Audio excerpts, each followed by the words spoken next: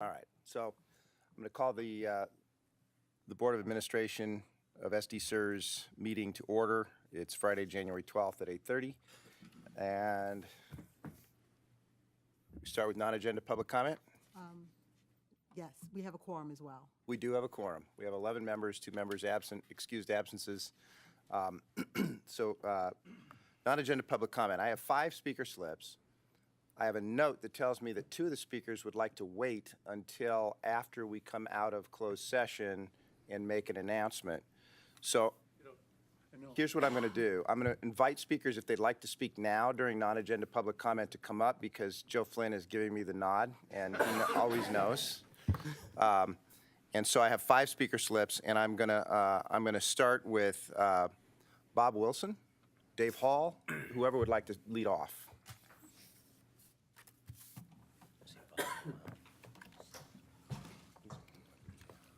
Good morning to the board. I came here today to want to express my appreciation for Mark Hovey and the great career that he's had here at SD-SERS. I worked with and for Mark for a number of years as an SD-SERS staff member, and I can't tell you how much I appreciate the even-handedness, the professionalism, the steadiness that Mark has exhibited as a staff member and as the CEO of SD-SERS. He certainly was the right person to assume this role on the heels of the major changes that occurred more than a decade ago. I'm sorry to see you go, Mark. I wish you would have stayed longer. But I congratulate you on a great career, and we'll have to get together maybe on the golf course now and then. Absolutely. So congrats, and enjoy your retirement, and enjoy time with your wife, with your new grandchildren, and so forth. Congrats. Thank you, Bob. Thank you, Mr. Wilson. And just for the record, the ordinary time limits for speakers are waived when you're complimenting Mr. Hovey. Please, Mr. Hall. Oh, good. I've got 20 or 30 minutes. That's pretty cool. Dave Hall, the president of Retired Fire and Police Association, and thank you for giving us a few moments to make some comments on Mark's behalf. And we have a letter that we have written to Mark, and ultimately we'll give him, along with a little ID card and a little badge, and kind of a gesture of our appreciation for what Mark has done for all of us retirees. And if I may, dear Mark Hovey, this letter serves as notification of your acceptance as an honorary member of the City of San Diego Retired Fire and Police Association. Pretty tight fraternity, and not just anybody is welcomed as an associate member. So that in itself is a statement about how we feel about Mark and what he's done in his capacity with SERS. This honor is bestowed upon those whom the Retired Fire and Police Association wishes to recognize as having a valuable role in the mission and organization of the organization, which includes advancing the economic welfare of its members. And here, what this next statement is what's very, very important to us. Your active role in the Retiree Issues Task Force and your ability to discuss and help resolve complex issues serve to benefit many of our members. The association took note of your leadership influence on those who work for you, with you, around you, near you, by you, heard of you, and so forth. And I think that the most valid statement that we can make is the incredible amount of influence that somebody in a leadership position can have on influencing the work of others. And in that case, Mark's efforts and his influence cannot be overstated. And with that, we have great appreciation and great respect. And thank you very, very much, Mark, for all that you have done. We all appreciate it. Thank you, Dave. Thank you. Hear, hear.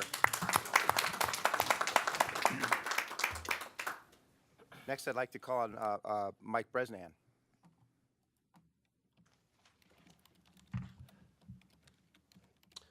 Good morning. Mike Bresnan, Vice President of the Retired Non-Police and Fire. Ditto all of the above. Mark has been terrific to work with. Mark and his whole staff, as a matter of fact, have been terrific to work with. Under Mark's guidance, we've had a number of meetings. We work with him routinely. He's always been very professional. We've always appreciated that. He's listened to us. and sometimes he's very patient with us sometimes, but it goes to say that your organization, as well as our organization, has been served very well by Mark's presence, his leadership, and we will miss him, and we wish him well. And I didn't know you played golf, so Not very well. I have struggled with that game for many years, so I wish you well in that endeavor. Just finally, I'd like to again mention the fact that under Mark's leadership, the staff has worked with our organizations, and we would hope that this board would expect your new replacement, whoever he or she is, would sustain that same outreach to the various organizations. We think it's helpful for both sides. But congratulations again. Thank you. Thank you very much. And if you sit through the entire meeting, you'll find out who that is. Well, maybe I will. All right. Next, I'd like to call on David Wesco. Now, there is a time limit for Mr. Wesco. It's 1 hour. I got news for you. I want to spend as little time in this room as possible. No, I came to speak about Bob Wilson today. No, look at Mark. No, but seeing Bob here, I want to say on behalf of Mark and me that Bob Wilson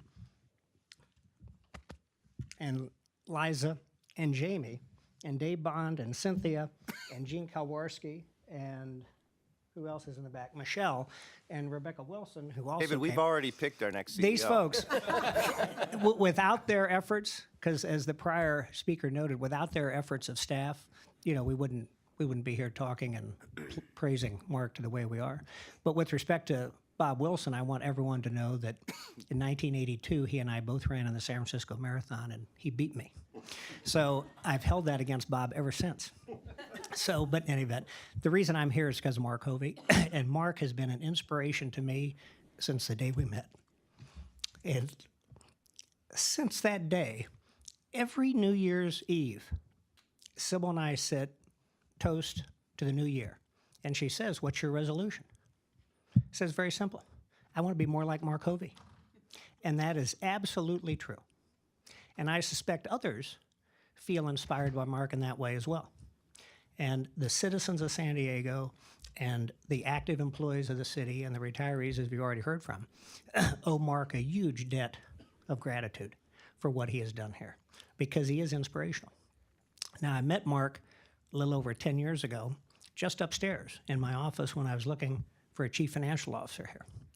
And Mark had come highly recommended by many, many people in the community. And so we met, he sat down, we chatted for about 2 or 3 minutes, not any longer than that. And I looked at him and I just said, "When can you start?" And Mark looked at me, and because you know him as patient and thoughtful, he rejected the offer on the spot and out of hand. So then I went to what I thought was the nuclear arsenal and said, "Mark, if you accept the offer, you'll be able to come to SD SIRS and participate in this wonderful defined benefit plan." And he looked at me and he said, "David, even if I took that offer, I'd never be here 10 years. So you have been 10 years. But the impact Mark had on me when he walked in, he's intelligent, he's elegant, but he just screams integrity. And so from the minute you meet him, you know he's someone you will like and respect and want to be with. And when he joined SD SIRS finally, the rest has been history. He's led this organization with great distinction.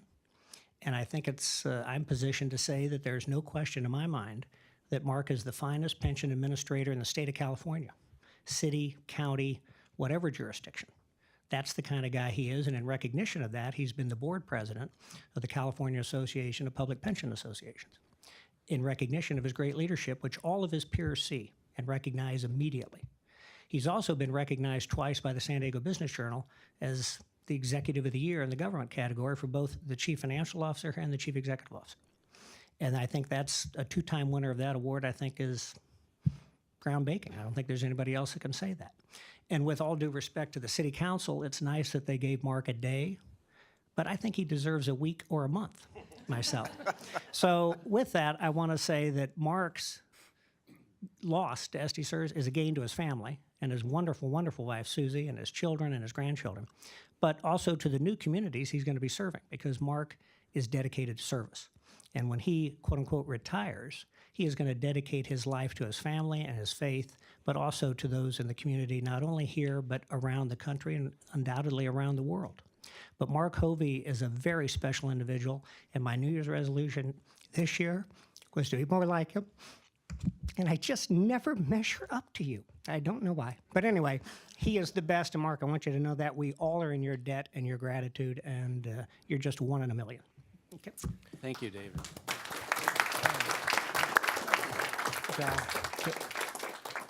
Thank you, David. No, I'm in the queue when you get a chance. Oh, yeah. Thank you, David, for those eloquent words, and no truer words were spoken. Then we have one more speaker who is entitled for many reasons, to bat cleanup, and that's Joe Flynn. Can I make a comment to David? Can we?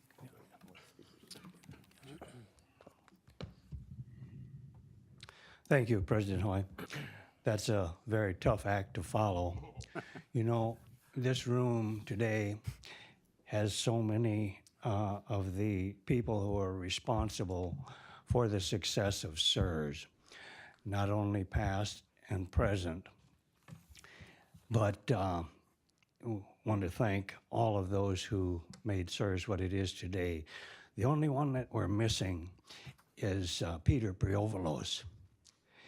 He was the president of the board who led us out of the big thicket. And to him and the others, we will be forever grateful.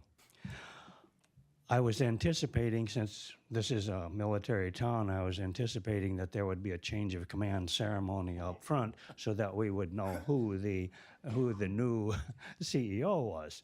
But we will move through that, and because I did want to welcome that person. And Just so everyone knows, the reason that we're not doing that is we have to go into closed session in order to close our deal before we can announce it.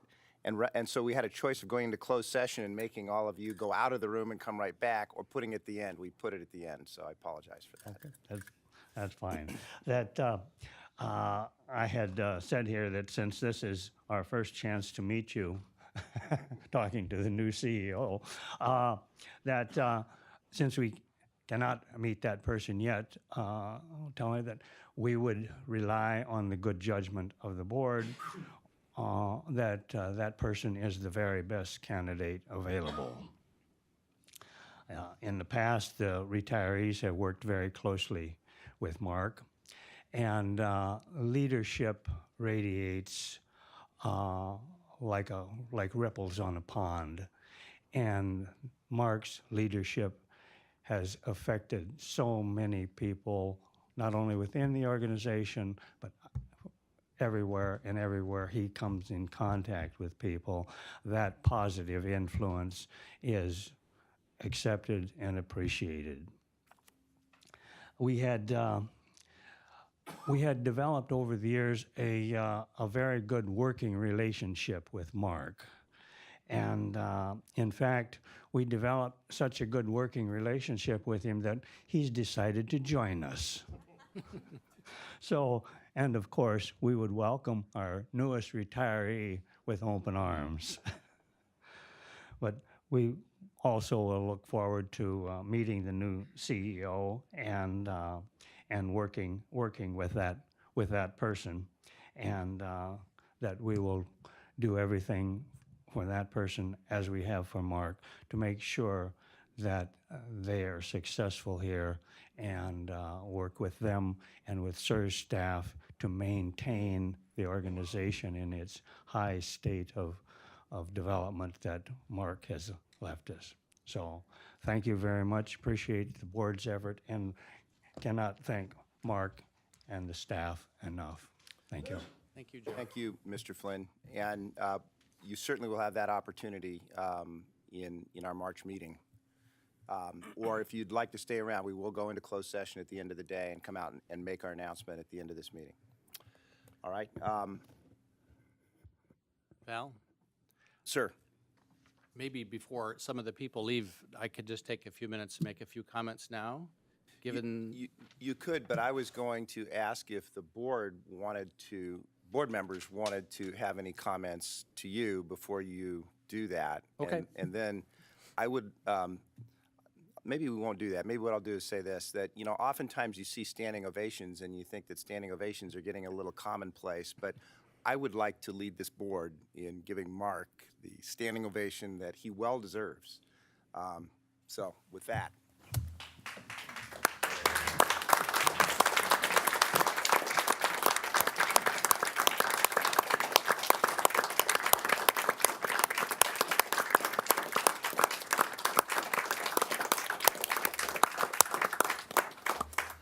All right, Mark, you may speak.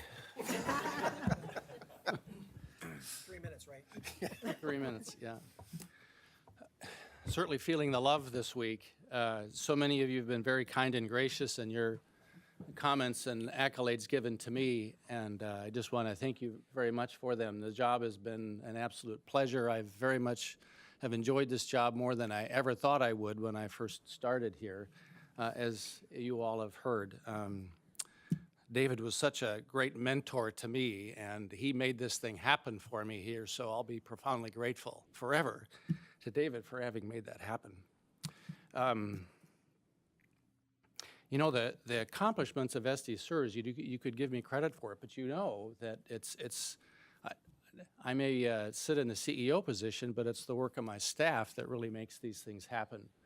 And I would be far from doing my job if I didn't acknowledge the great men and women that work for SD SURS. And I just wanted to comment briefly on at least the direct reports that come to me. Cynthia Joyner is the model of efficiency and productivity. She's done such a great job for so long. Lourdes Silva, she shares the same values that I have, and that has been instrumental in ensuring that the culture of this organization is what it is. Dave Bond, how many of you have ever seen projects come in on time, on budget, and as promised? That just exemplifies Dave Bond. We had a project that we worked on for years, and this new pension software. But more than that, that's just Dave Bond. He's on time, on budget, and as promised. Ted LaSalvia, as the finance guy, continues to raise the bar. I'm a finance guy, but Ted has continued to improve on everything that I ever did in my time as CFO, so grateful for that. Liza Krisafi and her team, we know they're rock stars. They are nationally recognized for the work they do. Just outstanding, true rock stars, so super team under Liza's leadership. Marcel Rossman, the operational efficiencies and integrity of our data has never been stronger. We have continued to see dramatic improvements in the benefits administration area, but as you know, benefits is not all of Marcel's world. That may be her title, but half the organization reports to her. So she has profound respect of the staff that work at SURS, not only for her, but around her. So just done a tremendous job. Cynthia Queen is the personification of customer first, which is so important to me. And the tone that she sets in serving our customers is just spot on. How many of you like to see an internal auditor come into your office?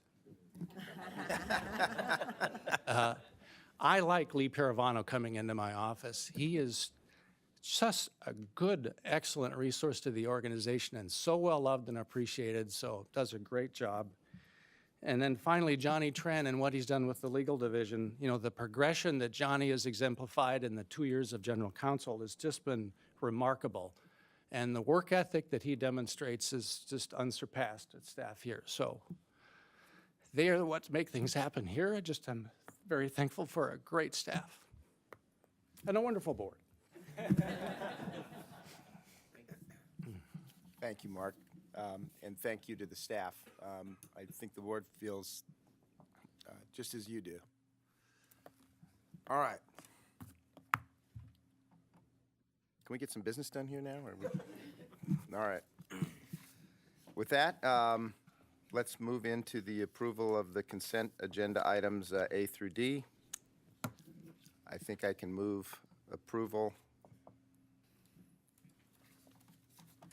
And no second is required. Yes, a second is required. A second is required on this one. All right, so I need a second. All right, I've made the motion, and Jeff Wallace has kindly seconded it. Ready to vote? All votes are in. All right, so the consent agenda items have been approved 11-0. No items were pulled. That brings us to the Audit Committee summary. Ordinarily, that would be Greg Koyeski, but Lee Paravano is going to give the Audit Committee report today. Good morning. There was no meeting on this preceding Wednesday. The last meeting of the Audit Committee was in December. I'm going to give the first three items, I'm going to bundle them together.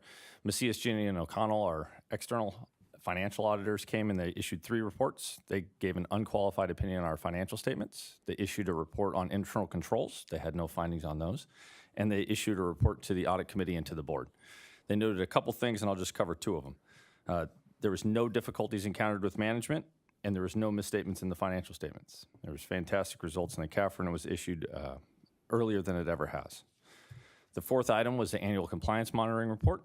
This was given by Anders, and it was given to the board in November, so I will not cover that further. The 5th item was work paper review. It is best practice to have a one-person audit shop have their work papers peer reviewed to make sure they're in compliance with the standards. We've entered into an agreement with SB Sarah to have their internal auditor review my work papers, and I will review theirs. Isn't that a little bit cozy? A little bit. The 6th item was an audit on the fiscal year 2017 retirement benefits that are calculated by staff. I want to touch on 2 things. Staff calculated 99.99% of the retirement benefits that I tested correct. This is a fantastic result. Second thing is that 87.5% of retiring active employees received their first retirement benefit from SDSERS within 30 days. That's twice the peer average. It is fantastic. So you got excellent results on the calculation portion and double the efficiency on paying our retirees. Excellent results by our staff. There was 2 findings and recommendations, both of which were agreed to by management, and both have been fixed.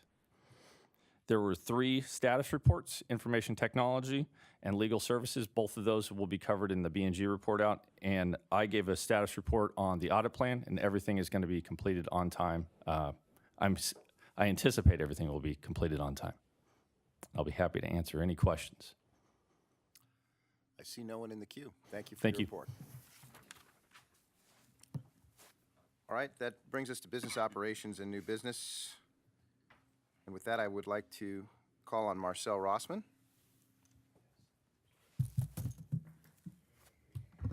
Good morning. Good morning. So when PEPR was enacted in January of 2013, that made a change to the Port District's miscellaneous plan. When they set that plan up in 2009, they designed it for members to not make contributions. PEPR requires that there are 50-50 contributions made.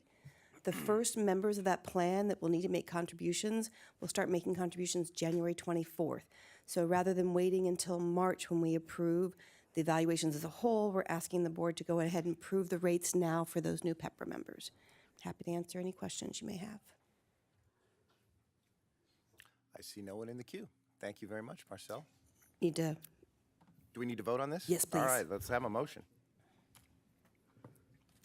All right, we have a motion by Jeff Wallace and a second from Carol Broad. Ready to vote?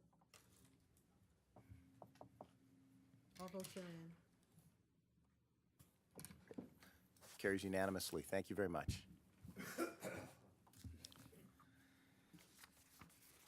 Next item is the appointment and consideration of compensation of the chief executive, which we are deferring into closed session.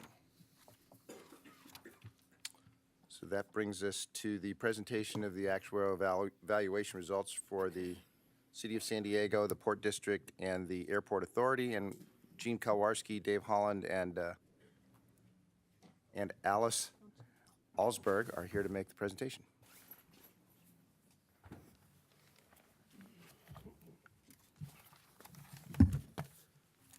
before I start, I need to disclose that we've made a job offer to Mark Hovey to work for Chiron.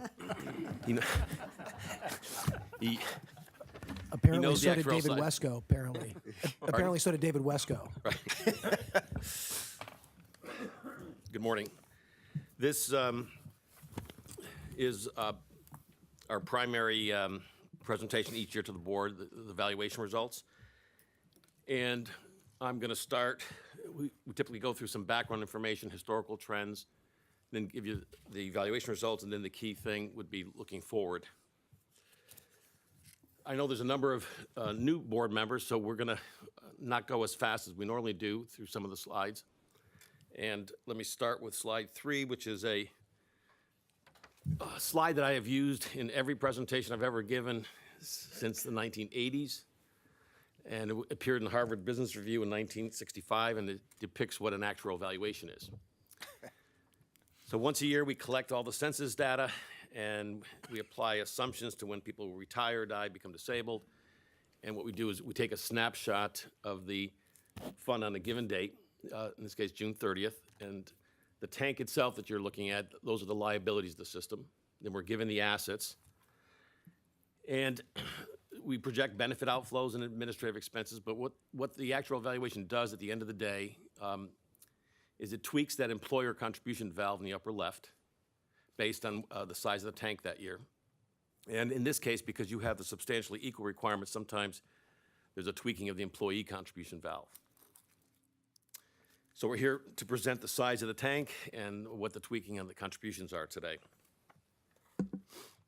The timing of the valuation, we're here in January and we're coming back in March, and that'll determine what the city and the plan sponsors pay for fiscal year 19, which is just a few months after the March presentation. I know there's a presentation after us that Marcel is giving, talking about well-funded plans.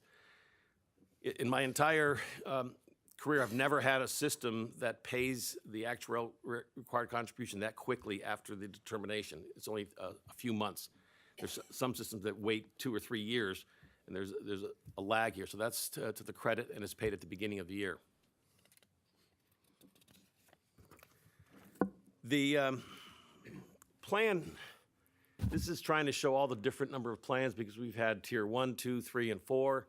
We'll close the plan, and then Prop B comes in and PEPRA. But in effect, the purpose of this slide is to let you know that you, in effect, have 20 different plans, even though there's only 3 plan sponsors. So I'm going to skip slides 6, 7, 8, and 9 because I think the timing of those would be better a little later, and I'm going to go back through history and start with slide 11. This is a history of the system's assets and liabilities. The blue bars are the liabilities measured each year, and the lines are the assets.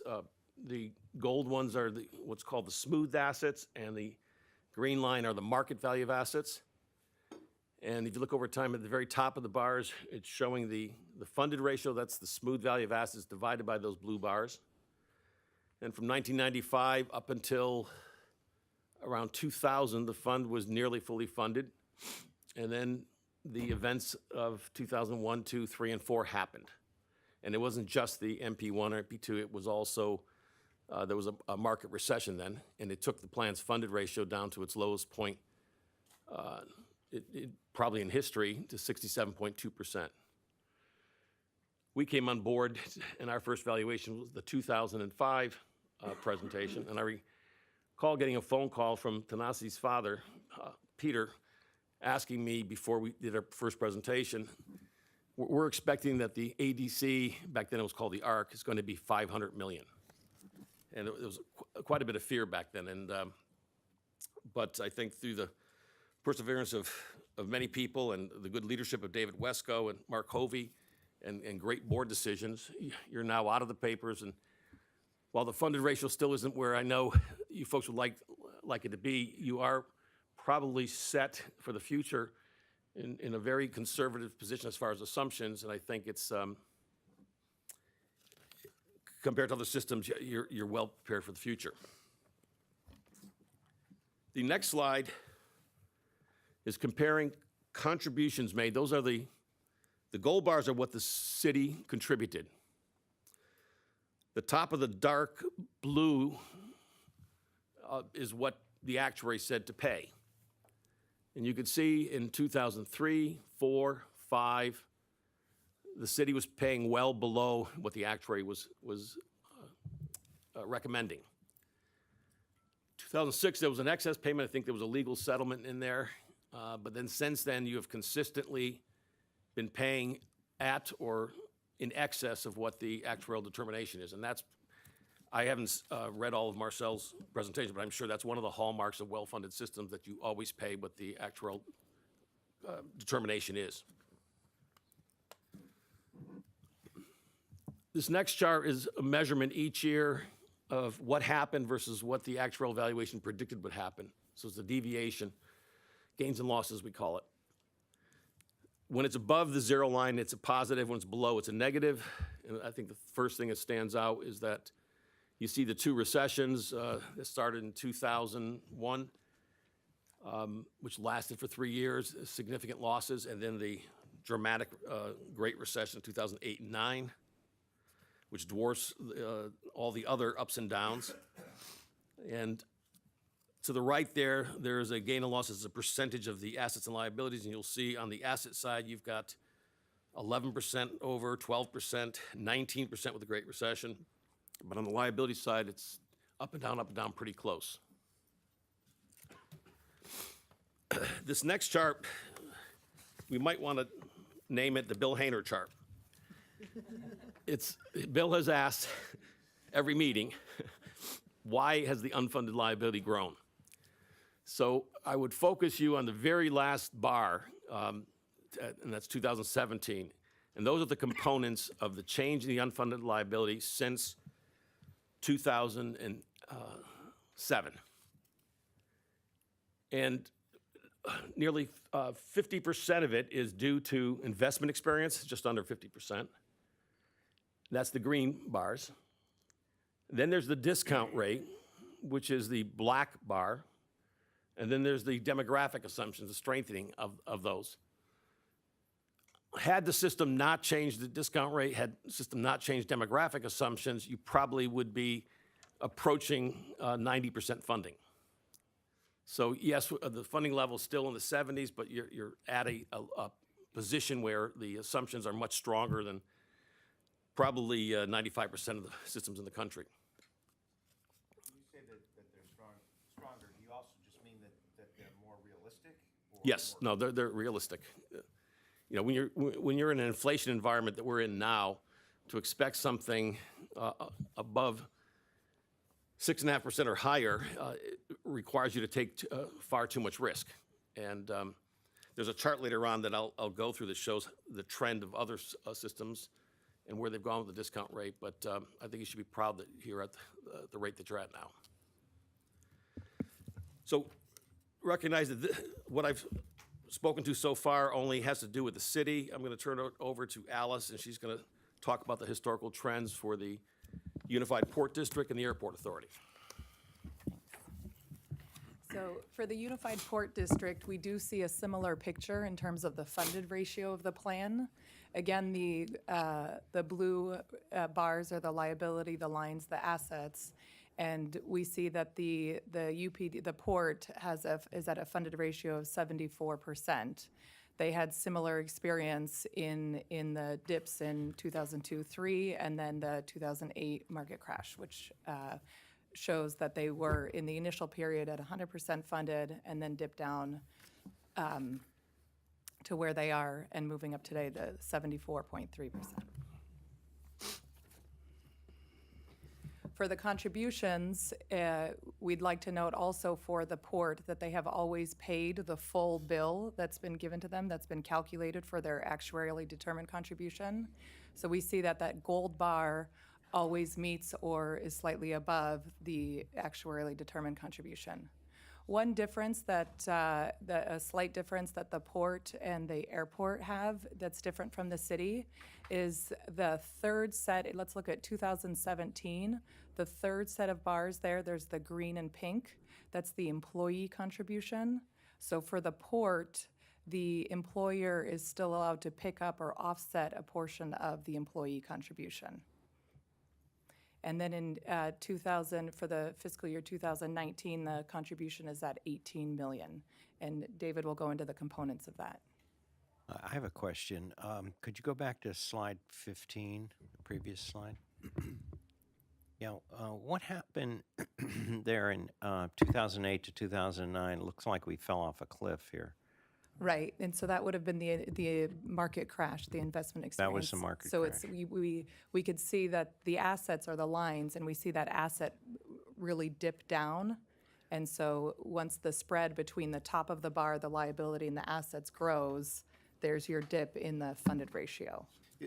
Right, but we've had a heck of a bull market since then, and it hasn't improved.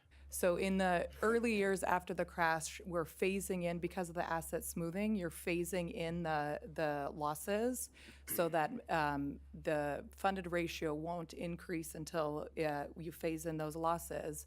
And then when we get in 14, 15, we did have great returns, and you see that the funded ratio went from the 73.7% to 76.9%. So that's recognizing those strong returns one year after the other. But then in 2016, that was when the experience study was done for the plan, and we reassessed the assumptions. So we had the big change to the mortality assumptions, Right. plus the first lowering of the discount rate.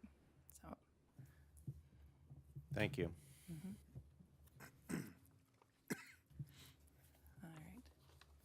So again, for the port, a similar picture to the city on the gains and losses, and clearly that 2009, the gold bar representing the investments, really was a big hit to the system on the asset side.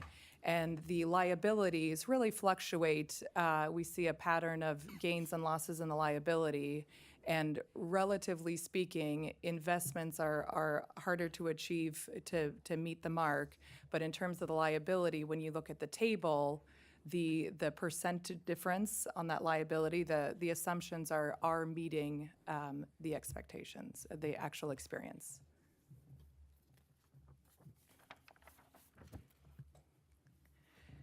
Again, showing the cumulative changes which affected the UAL. Here for the port, we see the picture again. The investments, when we look at the last set of bars, the investments that makes up 30 million of the change to the UAL.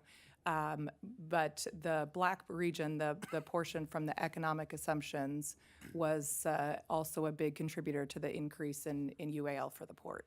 And that's the lowering of the discount rate. Right, exactly. So the discount rate, time over time. So in 2008, we were at 8%, 7.75. I mean, and now we're significantly lower at the 6.75. Would the same be true here, that if we were to make less conservative assumptions similar to what our peers might make, that we would see a substantial increase in the funded ratio? Yes. Alice, I just wanted to comment. I really like this chart, and one thing that I found surprising, and tell me if I'm interpreting this correctly, is the green investments. We feel like we're doing so great recently, but what this is saying is that on a cumulative basis, we still haven't regained all the losses from the financial crisis. That's an Right. excellent point, and we see the size of the green 2008, 2009, and slowly it's shrinking, but really it takes more time to catch up and get back on the positive there.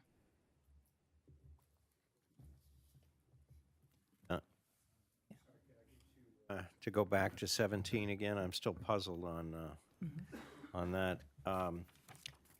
So 2017 was a good year for most people, and I only see 1% there. What am I missing? I must be misreading this chart for the investments.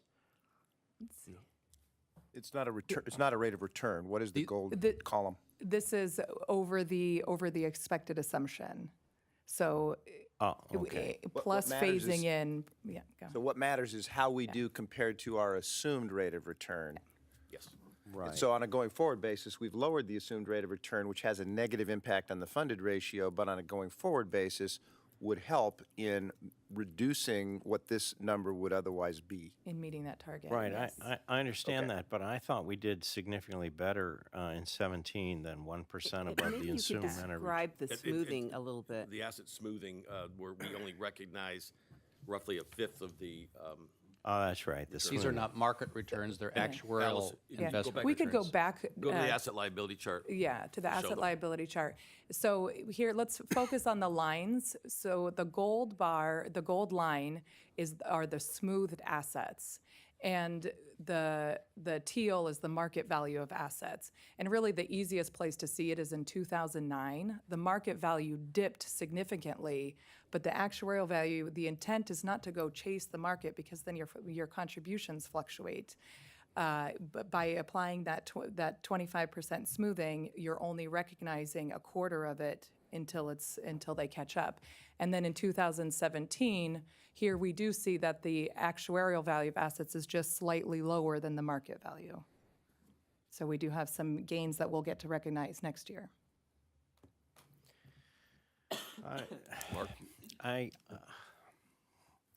Sorry to be slow here, but I think we're really proud of how we did in 17, and maybe others looking at this chart, can don't have the same concerns that I do. But reading this chart and seeing 1% for 17 is troublesome to me, particularly when the what do you call it? The teal bar and the gold bar are points are pretty much touching each other. I don't think I could explain this well enough to someone. Maybe you can try it again. Your assumption is, for that year, 6.75? Yeah, Or 6, so that year was 7%. 7%. So let's say you were, I'm trying to remember the number, 12? May I try? Yeah, go ahead, Mark. I'll try something here and see if this works for you, George. So we assumed, I'll make it simple, 7, and we earned 13. That's 6 points better than our assumed rate of return. Right, I'm proud of that. Through market smoothing, asset smoothing, we only recognize 25% of that 6-point variance. So this chart with the gold and blue bars is only recognizing 1.5% of that 6-point premium outperformance. So both of them are smooth, not just one. I see. One smoothed and the other is a subtraction. Yeah, and there's also, from prior years, there's some smoothing of From prior losses. There's a losses, yeah. leftover, yeah. And if we have a correction, which seems in many people's minds to be, something that could realistically happen, we've sort of got something in the bank, Yes. right? Because we'll take that negative and spread that over 4 or 5 years, but we've still got Yes. something in the bank from the last And couple years. at the end of the presentation, we'll have the model up there, and we'll be able to play with future returns and corrections and the like. Is it 4 years or 5 years? It's 25%, which 25. sounds like 4 years, but it's, each year is 25%, so it sort of works its way out to an average of like Oh. 5 years. Okay.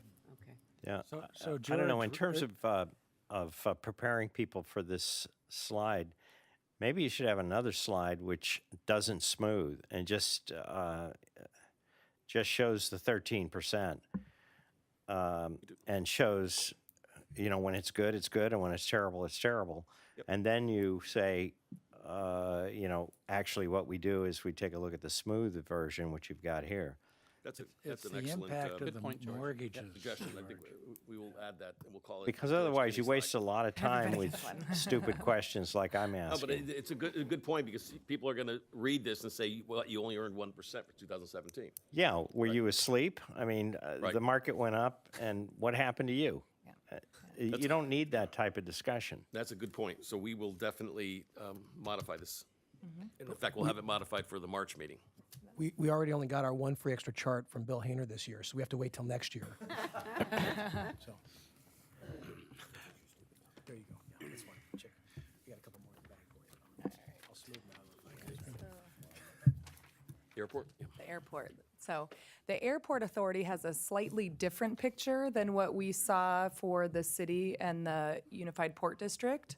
And what stands out here in 2017, their funded ratio is 89.2%. So we would look at this and wonder, well, what has the airport done differently to maintain such a strong funded ratio, given that the other systems have shown that decline, that they're in the 70%? And what the airport has is their internal funding policy, and they look at the actuarial evaluation, this funded ratio every year, and they come to us and they ask, well, our policy says we want to maintain a 90% or above funded ratio. There are various triggers to get them to that, or how much they have to contribute based on their policy. And so they make the additional contribution within that before the end of the fiscal year to try and achieve that 90% target and above.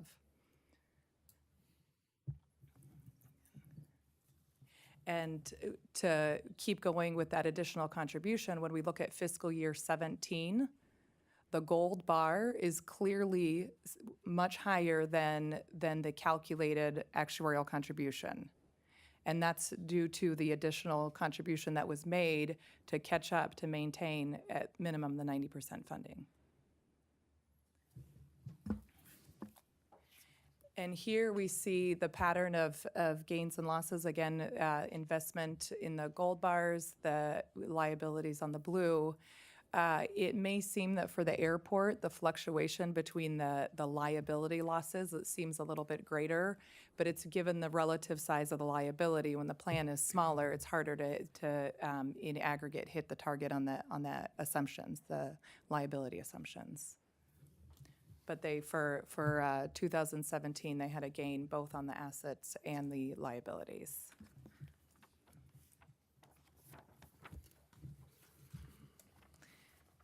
The similar picture for the components of the UAL, we see that, as it was pointed out, that the investments, the large loss has slowly worked its way down so that the investment losses are declining, but the large factors are the black and purple regions. So those are the assumption changes, and when we change those assumptions, we're firming up the liabilities with the economic assumptions, reducing that discount rate, taking risk off the table, so strengthening the soundness of the plan. So when you said purple, did you mean gray, or is I colorblind? Can we settle on violet? Lavender, yeah.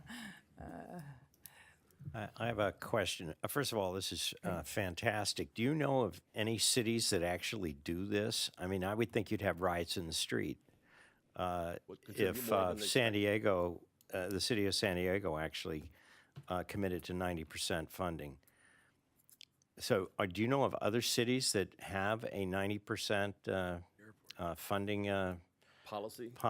I do know of some entities, political entities like the Airport Authority that do it, and sometimes they do it when utilities, that people that can set the rates so they can have more control over the revenues. But I don't know of any cities that do it. I mean, do you, Mark, know of any cities that do this? No, I don't. The airport has been close to 100% funding, so arguably it'd been a little bit easier for them to make a commitment to 90% funding because they were well funded to begin with. In the private sector ERISA plans, the laws require you to be at a plan to be at 90% funding within 7 years or something like that. Yep. So the private sector is obligated to hit that 90% number, where in the public service sector, Well, it's not only 90% within 7 years, it's also at a discount rate that's extremely low. Yeah. And it's also why you don't have many defined benefit plans left in the private sector. Yeah. Hey, Bill Hayner asked the question, I think of you, Mark, what cities are at 90% and how the heck did they get there and maintain it? Is that correct, Bill? We have that coming That's up. coming up from Marcel. Okay. Next presentation. So we're now going to get into the current valuation results. I'm flipping back to slide 6. As the board well knows, in the past several meetings, the discount rate was a major topic of discussion, and the board settled in on a lowering of the discount rate for this valuation to 6.75, and further a 6.5% for the 2018 valuation. And you also recall we had a lengthy discussion about this layering to stabilize future contributions that created a lot of discussion, but at the end of the day, if you go to slide 7, if you look, this is a survey done by NASRA, National Association of State Retirement Administrators, of 126 large, mostly statewide plans. And it's showing back in 2001 where the discount rate was, and 83% of the 126 plans in 2001 were at a discount rate of 8% or higher. If you go to the far right, only 13% of the plans have a discount rate of 8% or higher. SD SERS began its march down on the discount rate from 8% in 2008, and has steadily increased. And you would be, if you were part of the survey, you'd be in that. Now, I'll ask Val if I can read the color. Olive? I think, yes. Okay, olive. You'd be in the olive. But I don't think that, to another board member's question earlier, means that you're ultra conservative. I think you're ahead of the curve. At this point, I'm going to turn over to David to discuss the valuation results themselves. All right, so getting into this year's results for the city. This table shows, you see the 3 columns, last year's results are the first column, and then the expected results for this year if no assumption changes were to occur. And then the third column are the 2017 actual results, including the new 6.75% discount rate. We're showing key results for membership, the top third, and then the middle are assets and liability measures. And then finally at the bottom, the actuarially determined contributions. So focusing on the right-hand side, on the third column, and looking at the membership, the big picture is that active membership and payroll continue to decline. You have the closure of the defined benefit plan to the new hires other than police members for several years now. So that continued to decline. The average salary increased somewhat, and the inactive membership, the retirees, deferred vesteds, beneficiaries, has continued to grow as it has in previous years. In the middle section, the assets and liabilities, both the actuarial liability, the size of the tank that Gene referred to earlier, and the market assets and the actuarial assets were over what was expected. And I'll get into on the following slide, it explores the reasons why these measures changed as they did. But on the unfunded actuarial liability, you can see that last year it was $2.558 billion, and it's increased this year to $2.757 billion. So about a $200 million increase. And again, the next slide explores the reasons for that change. So the funded ratio on a smooth value of assets has decreased slightly from 71.6% to 71.2%. We were talking before about smoothing. You had a great year on the investments, and so the market value, if you were to measure the funded ratio using the market value of assets, it would be 73.2%. So there are some gains now that are yet to be recognized in future years and would reduce contributions in future years. And then finally, on the bottom third, the contributions, the ADC was expected to increase from 324.5 to about 329 million, and it was actually slightly below that at 323 million. Don't tell the city that. So now getting into the reasons for the changes that we looked at in the previous slide. The top row is the 2016 actual results. The bottom row is the 2017 actual results, and everything in between are the key changes that impacted the numbers. We're showing that the columns are the actuarial liabilities, the actuarial assets, the unfunded liability, or the excess of the liabilities over the assets, and then finally the ADC. And I'll focus mostly on the 2 right columns, the UAL and the ADC. As I said before, the UAL increased by about 200 million. You can see there was a small expected change if you look at the second row in both measures, the unfunded liability and the contributions were both expected to increase slightly. You had a return on the market value of assets of 13.5%. It caused both the UAL and the ADC to go down significantly. You had some liability experience that caused the contributions and the liabilities to increase. Mostly that was from salaries increasing greater than expected, and also partially reflecting a recent agreement between the city and the police officers. And then looking at the changes in assumptions and methods, there were 2 key changes that Gene already referred to. You had the reduction in the discount rate to 6.75, which increases costs and measures of liabilities. And then you also had a 5-year layering method that you implemented for certain bases to improve projected stability of employer contributions in the future. And so the net impact of that was to increase the liabilities. The discount rate reduction increases the liabilities. The net impact of those two methods on the contributions was to reduce them by about $5 million.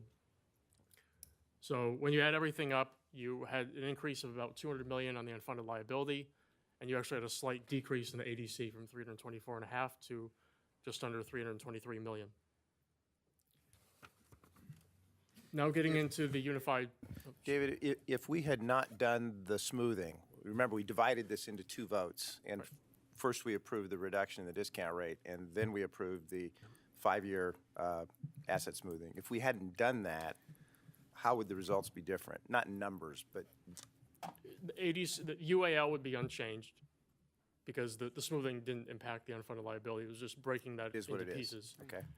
It would have, the ADC instead of being 323 would have been about 345.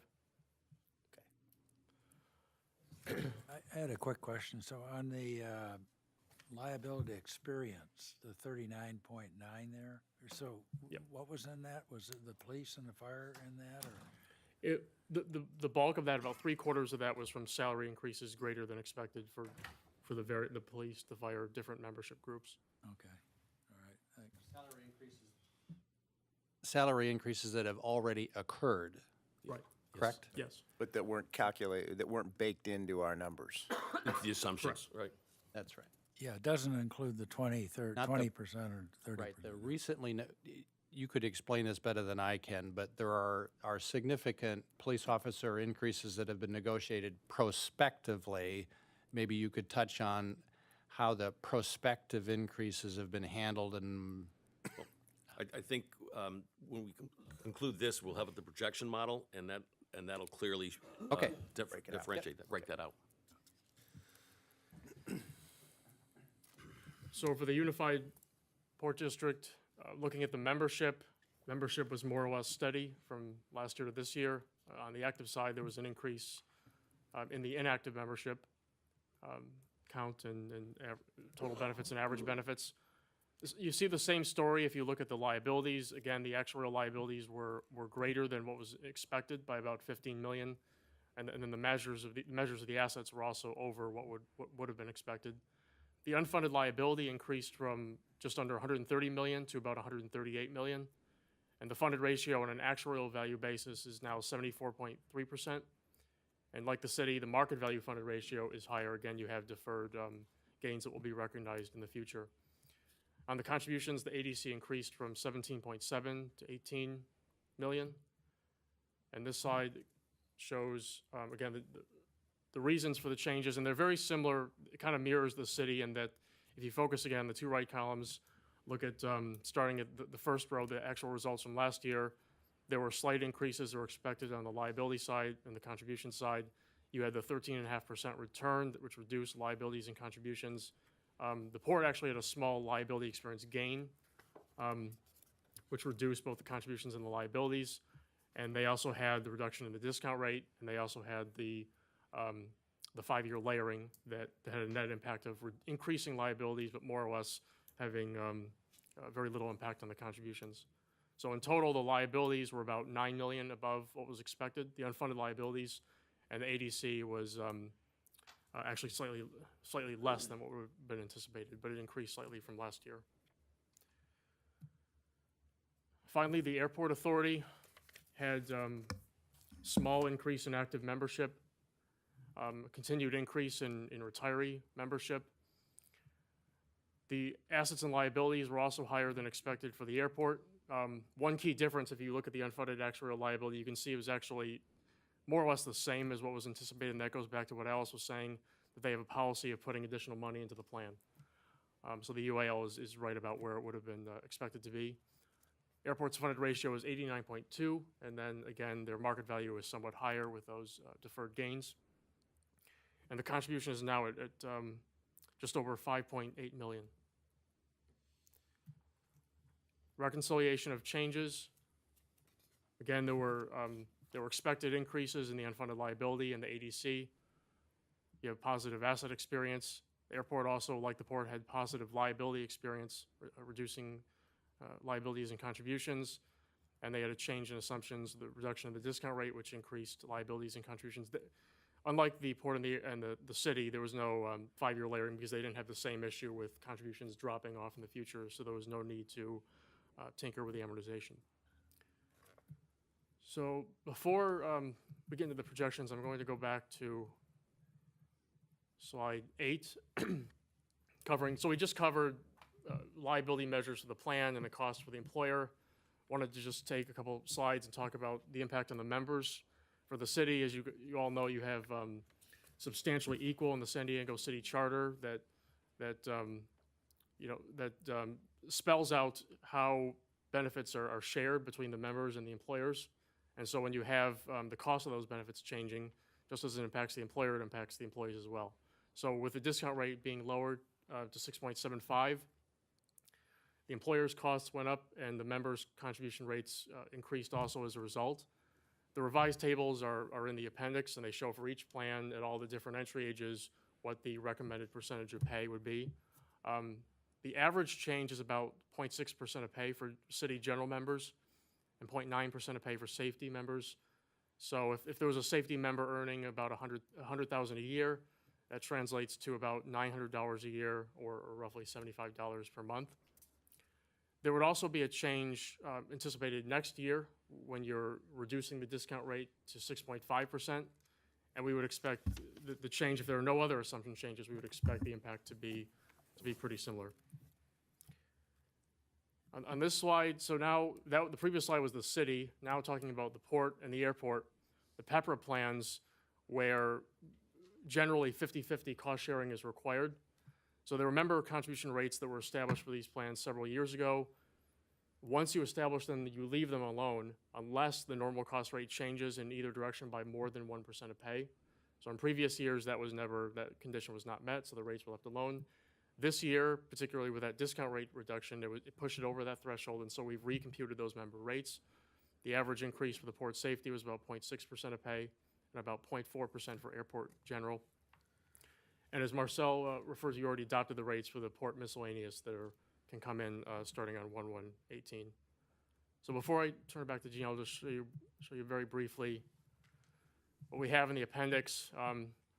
And this is for each and every tier whose rates were modified, but we're just showing for each entry age what the percentage of pay is under the former assumptions and under the current assumptions, and then the difference. And you can see as you go through, if you look at the differences, the rates are all increasing, and again, that's the change that was made was reducing the discount rate, and that results in increased member rates.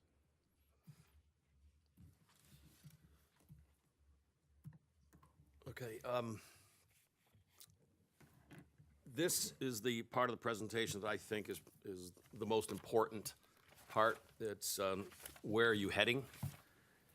And let me just go over what you're looking at, especially for the newer board members. There's 2 charts in this presentation. The top chart is a projection of the assets and liabilities. The gray bars are the liabilities and the lines are the assets. There's a smooth value and a market value, but they're quite close because that's what they happen to be right now. The bottom chart is showing employer contributions and member contributions, and then there's a line in there that's never going to move. That's the baseline. So as we start changing things, you'll see what the projections, how they compare to what we consider the baseline. On the left-hand side are the returns that can be modeled, and then the next 2 columns are the annual actuarially determined contribution and the unfunded liability. And you'll see up above where it says baseline historical, we can modify and stress test various periods in history, see how the results run. And then to the right of that are some variables where we can change the discount rate, asset smoothing. If we put that to, instead of 25% to 100%, you'll see what happens to the contributions if you have no smoothing. And then I understand the board may want to analyze amortization periods. So we have amortization periods for assumption changes, gains and losses. Assumptions are 30, gains and losses are 15. And then we have a line called the POA agreement, and that's showing you the impacts. If you change that Y to an N, we'll do that shortly, show you the impact of the pay increases and fact, they're amortized over 15 years. But I want to just take a step back and just mention what you're looking at here is what we call a stress test. And it's something that we have been presenting to the board from the very, very beginning. In fact, we've been presenting stress testing probably since I almost first became an actuary when computers can do this. And it's something that we have been pushing in the industry that all pension funds need to do, and yet our own profession doesn't require it. But I was pleased when I read in the papers this past week that New Jersey just passed legislation that will require them to do stress testing. And the reason I think it's so important is that banks and insurance companies are required to do it, and they're like pension funds, money going in, money going out. And actuaries don't have crystal balls, and you need to see what happens with slight changes in experience. So at this point, I'm going to... Is stress testing something that could influence decision makers to be more conservative? Why maybe instead of saying more conservative, more realistic. Okay. So let me first say that if we still had an 8% discount rate,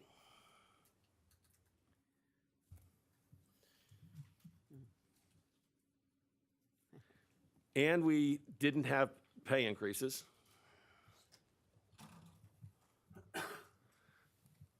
you'd be close to a 90. But we do have them. First change, David, first change the discount rate. Keep that in no. So this chart is showing you the impact of the pay increases. And then you can switch that to yes. Now we're back to baseline. So let's look at fiscal year ending this year, and let's say it's a flat year. We earned 0. And you see the bars above the baseline. Now let's suppose the gains and losses were amortized over 5 years.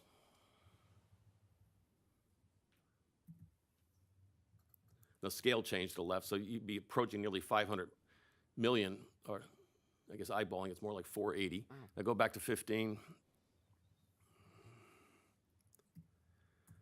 And let's say the strong markets continue and we earn, what's your earnings year to date, Mark or Liza? The first quarter is 3.5%, and we're estimating through December about up 6%.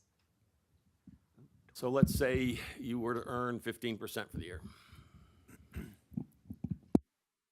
And let's say you can see the dramatic drop in the contributions from the baseline. Now let's say we amortize that strong year over 5 years. And that's pretty much why very short amortization periods aren't typically used, because there's going to be a dramatic change in the volatility of the contributions. But go back to 15, David.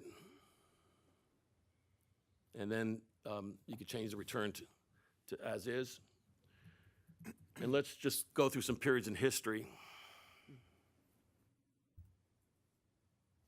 So this has the Great Depression in it, and you can just kind of, for the newer board members, so what you're looking at is on the left-hand side, the returns mirroring the markets in the period 1927 through, is this the 30 year? 1957. And so you see the ups and downs, and you see the dramatic change in the contributions, but go through some other periods like 1935 or. So what I'm suggesting is that while we presented the valuation results to you here today, where you're going to go is going to be totally a function of where the markets take you. Could we just look at the Leave It to Beaver years once? Okay, just because it makes me happy to. Right. There's Leave It to Beaver. And why don't you just go beyond that, and we'll get to the 60s. And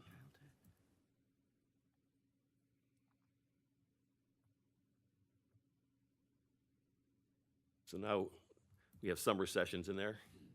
And then I think Beaver's son or grandson made to come back in the 80s.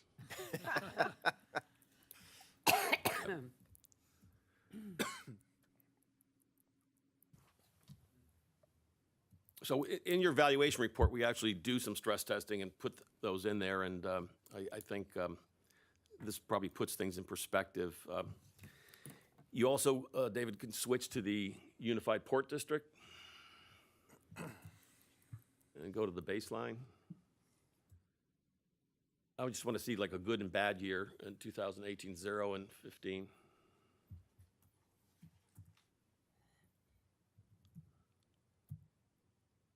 So similar to the city, and then the airport authority.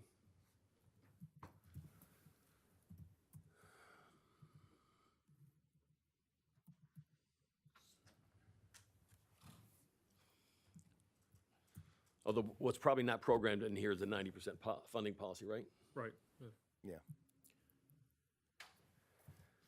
So that concludes our formal presentation, and we're happy to run additional stress testing, and we could even show you some stochastic testing if you want to go there. So, Let's go ahead and use the cue. Bill, do you want to? yeah, let's see. I was just wondering, up in the upper right-hand side, we've got the POA agreement, the assumptions and gains and losses. The assumptions are at 30 years, Yes.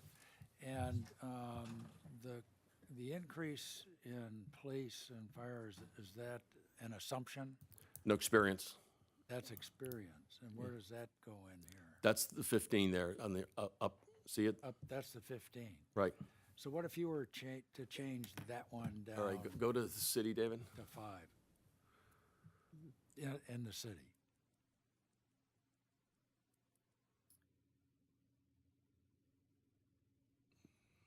So it's kind of dramatic out here, and the next few years, the contribution from the city goes up pretty dramatically, right? Yeah, over the baseline. Yeah. But it was a decision the city made, right, to do. We as a pension board, being mindful of the unfunded liability and the funding ratios, might want to consider changing that assumption, but that's something we're not going to do in this meeting. That would be in our funding discussions. Yeah, it's something that I think there are a couple board members that'd like to raise and talk about, and that's fine today. And then if there are questions and things that Gene and Chiron can do to help us understand the numbers better, he can do that and bring it back to us in either March or July. March. March. And we also have the ability to put this online if you want to tinker with it yourself. Yeah, that would be great. I know I've made the offer before, but no one ever Dangerous. accepted, Bill. We don't have any reason we wouldn't do that, do we? So, Gene, I think there are a couple board members that would enjoy the opportunity to tinker with it. Okay. Just to learn. I think Mark has played with it online. That's right. I have many times played with this P-scan That's why model. we made them a job offer. What I wanted to mention to the board was that we have a policy to review our policies every 3 years. And there is an underlying actuarial funding policy that this board has, which is scheduled to be reviewed by all of you in 2018. So it's scheduled probably to be done this summer sometime. And that will be taking a look at how we do the entry age normal, funding methodology. It'll be looking at amortization periods of 30 years, 15 years, 5 years. It can look at the things like Bill talked about if you were to tweak a different amortization period for POA increases. And it will include the things that we do every year, which is looking at the discount rate. So that is scheduled for the summer. We're not planning at the March meeting 2 months from now to be Take action. Right. revisiting all these assumptions at that meeting. Right. So what my comment here is that we probably will revisit all the assumptions or our entire policy in July. It could get put off to September, but probably in July. Yeah. And in March, Gene will be back, and we can have more review of these numbers. Yeah. This valuation is information today. Right. It's scheduled to be voted We'll for approve the approval. evaluation in March. March. Yes. But then the policies come up again in July or September. George? Yes. Well, I'm looking forward to a really full, informed debate on the question of how do we treat the recent police, pay raises. Do we follow what Mark, I think, is talking about and amortize that over a 15-year period, or do we do it on a shorter basis? And I can see this will be a pretty spirited debate. I can see, arguments for making it a shorter period, in that the pension fund should not be viewed as the city by the city as a bank account. I can also see advantages of a longer period because those that are getting the pay raises aren't going to be retiring tomorrow. They're going to be retiring, I don't know what the average expected retirement age of those receiving pay raises would be, but I'd guess it's 10 years or 15 years. And so that, that bodes better for a longer amortization period. I haven't formed an opinion on it yet because I want to hear, I'd like to hear from others on it.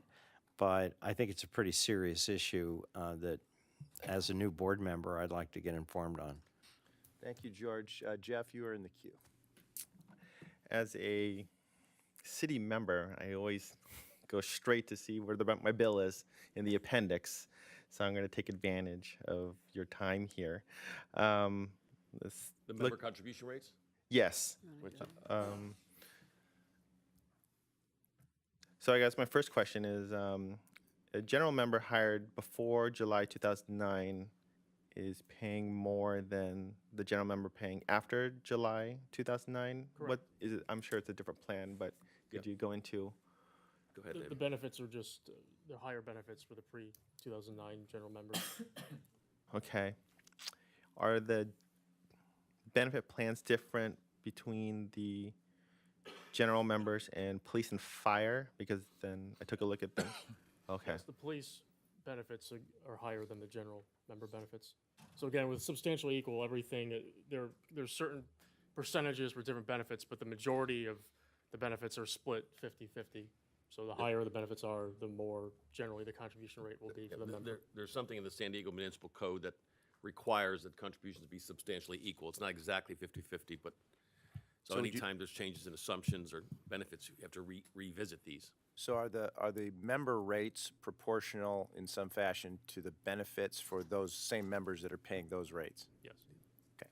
Yeah, Jeff, if I might, the general member plan for those hired before July 1st of 2009, that has a retirement factor that says you would get 2.5% of your salary for every year of service if you retired at age 55.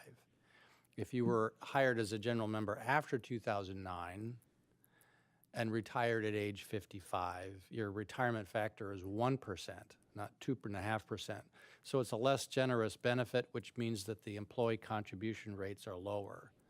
And if you look at safety member rates, generally speaking, their retirement factor is 3% of their salary if they retired after 20 years of service at age 55. So because it's a richer benefit, it requires both the employee and the employer to pay more into the system. I'm going to miss you. I love this stuff. All right. So just to remind everyone, in March, Chiron will be back and we will vote to approve the funding policy, or the valuation, and then we will readdress funding policy of the board in July or September, depending on whether we have enough information at that March meeting to be able to do it in July. And we'll have the opportunity to have a spirited discussion and debate probably in the July meeting, although we can start and have that discussion in March. Okay? Anybody else have any questions or comments? I do. Carol does. Just because we're drilling down on the subject of amortization, I find myself attracted to in the report, the full report, section 4, table 2. I make a copy and put it under my pillow at night just because I want to know what's going on with this. So this this is the actual tiers that are in the amortization, right? Yes. I don't know if we can get that on the screen, but I would encourage all my fellow board members to look at this schedule and get familiar with it. For example, you can clearly see the 5 layers that we did last time and how that's changed the payment for this year. And it just gives you sort of level of magnitude, what decisions have been made or what things happened, and the kind of materiality of what they're doing to the contribution. It's on the screen now, but it's an eye chart. I'm going to see it. Okay, it is an eye chart, but it's in your, you all have this booklet, and there's one for each system, and it's table 4, section. How far down the table do you go before you fall asleep? Well, yeah. But the spreading that the board narrowly voted to approve last year does result in the optic that we have an increasing UAL and a lowering of the ADC at the same time, which I think could be troubling to some board members and members of the public.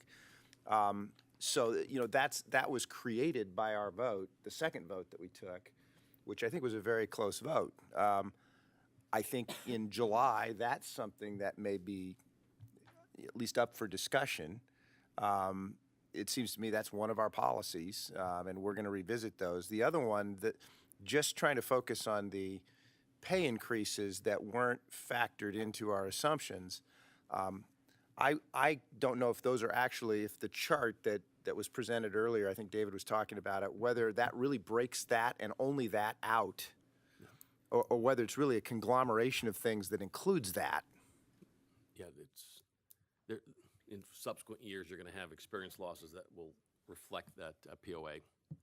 And this is largely just salaries greater than expected for the past fiscal year. Right. So if we were actually going to try and isolate and determine the impact of the Police Officer Association pay raises and make a decision whether to have that paid over a shorter term or a longer term, we would need more information to break that out. We actually showed that here earlier. Okay, let's see that one. So let's go back to baseline, David, though. Oh, you have the POA, you do have the POA agreement Yes, yeah, broken upper out. right So there. that's what, all If right. we, in the projections, they're not baked into this year's results, but in the projections they are. But that, all right, so that does not include the past experience of the increases This includes in pay. past experience and prospective. It's both? Both. Okay. Is that the 15 or the 30? That's 15 right now. That's a 15 now. Yeah. And that's where I So asked. put in no there, David. That's where the numbers would be if they didn't have the increase. So it would have the impact of raising the, Decreasing the ADC. decreasing the, it does decrease the ADC. Yep. And I wanted to comment on something no one's picked up on yet, but I know you've said in past presentations, on assumptions to 30 years. Back in 2008, when you were at 8%, I knew we were going to go through a period where the discount rate needed to be dropped, and believe that by making it 30 years for the past decade, you got to 6.5%, whereas if we had that at 15 or 5, I'm not sure how far you could have gone without contributions going to the point of being unsustainable. So at this point going forward, we now have a strong discount rate, and that's up for play as well when you look at the funding policy. Gene, do you personally believe that because of that discount rate change, that it would be riskier, inadvisable to reduce the amortization periods that we have? All of them, you mean? Well, any or all of them that we have in our current I think policy. the 15 is pretty reasonable, and it's pretty common throughout the country, and it's representative of an active worker's future lifetime. The 30, from an optics point of view, looks bad, but I think it served its purpose, getting you down to the 6.5, and maybe that could be like a 25 or 20. So in March, could you present us with some discussion of that? Yes. To help guide us to the. But I don't think we're discussing changing it for this valuation. No, we're talking about in Policy. July, but I think Right. it's time to start looking at it. Mark, you said July, but in the past, the economic assumption was done in September, but July's fine. Could do either one. Okay. You know, given that we have a number of new board members, and we have meeting frequency of every other month. It's sometimes difficult to remember everything, and if you are presented with a recommendation to change the assumptions in 1 month, you might want to think about it for a little while. Mark told me September, and I said July. Yeah, so September is the normal time frame, and July if we feel like we need to take 2 swings at the plate on this. Yeah, that's just, it could be either time. So either. we already have this model online because you've used it, right? Yes. But probably not the updated one. So we'll be able to give the board members, you'll get an email with a username and all that kind of stuff. Another password you have to remember. Great. Oh, we've got Bill Hayner in the queue. Yeah, so everybody, I think, at the table knows that that's a concern of mine, the concern kind of being the unfunded liability and the funding ratio. And we've done the right things, and I think this board has made some really good decisions on it. Part of my concern going down the road is these amortization schedules can go on forever, because every single year you're going to get something going into them. Yeah, you get the big changes like the mortality study and things like that. But there are always going to be changes to the investment returns going on, and then there are changes to benefits going on, like we have coming up. So my feeling is I kind of don't like the idea of kicking the can down the road, as that's a kind of a term, but of biting the bullet and taking. If you're going to make a decision that's going to impact the unfunded liability, then you can amortize that 30 years, or you could amortize it 5. To me, amortizing at 30 is kicking it down the road. But I think that's going to be a good discussion we're going to have coming up in March. Thanks, Bill. George?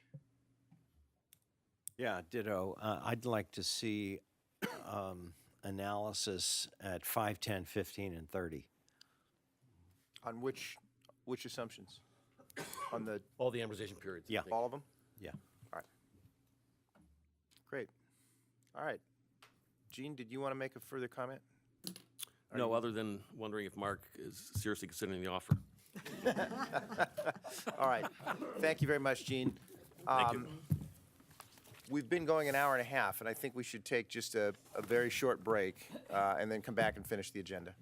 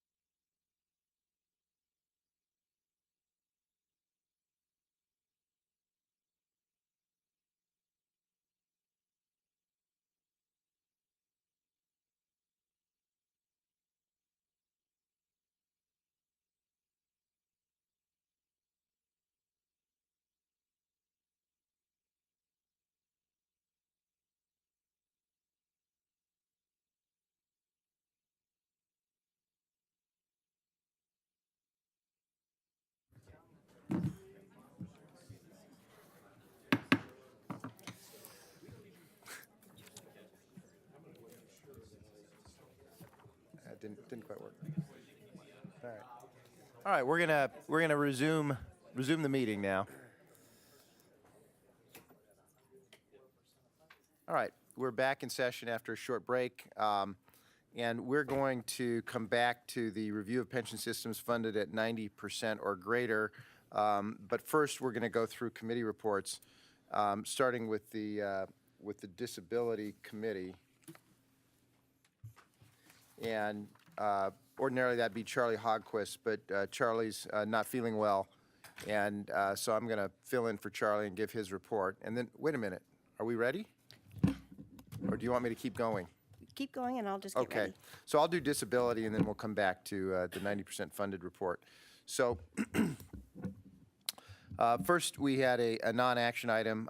Johnny Tran gave a presentation about SD-CER's obligation to send disabled retirees an affidavit every year, which confirms the retiree's disability. Tanasi Priovalos asked staff for suggestions on how to improve SD-CER's ongoing monitoring of disabled retirees for possible reexaminations. Johnny also explained that SD-CER's industrial disability approval rating is due to higher standards, that the lower approval of disabilities is due to the higher standards required by our plan sponsors as compared to other systems, particularly 1937 Act systems. The standards include a high level of causation, no presumptions in favor of causation, and the preclusion of awarding an industrial disability retirement based upon mental or nervous disorders or those arising from a pre-existing condition. So those are standards that are imposed on SD-CERs by the plan sponsors. We must follow those, and they result in a different percentage of approval of disability retirement applications. All right, there were 5 action items. All 5 were disability retirement applications, and they're on the consent calendar. They were unanimously approved by committee, and so I make a motion to adopt all 5 of those. No second is needed.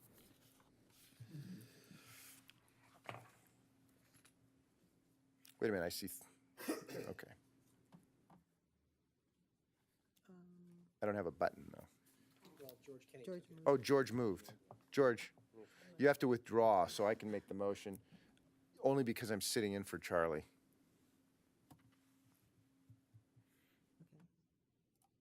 Ready to vote? All right, and that carries unanimously. That is it for the disability report. And that brings us to the Business and Governance Committee and Tanasi Priovalos. All right. Let's see. So we had a meeting yesterday, although the accusation was that there was no meeting yesterday. Having said that, the good news is that all 6 action items passed unanimously. Is there anybody that wishes to remove any of those items from the consent agenda to discuss? Seeing none, then can we move to pass the consent agenda?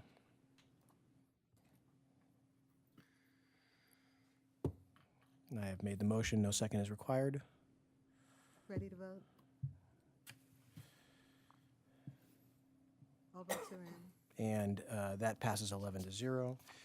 There were a number of, on old business, there was the report on overpayments that Marcel gave, and that was in your material. Basically, of the 6 that were outstanding, 1 has been resolved. With the staff reports by division, Johnny reported that the PSC case was rescheduled to March 16th, and Jessica Maloney was introduced as a new employee of the legal division.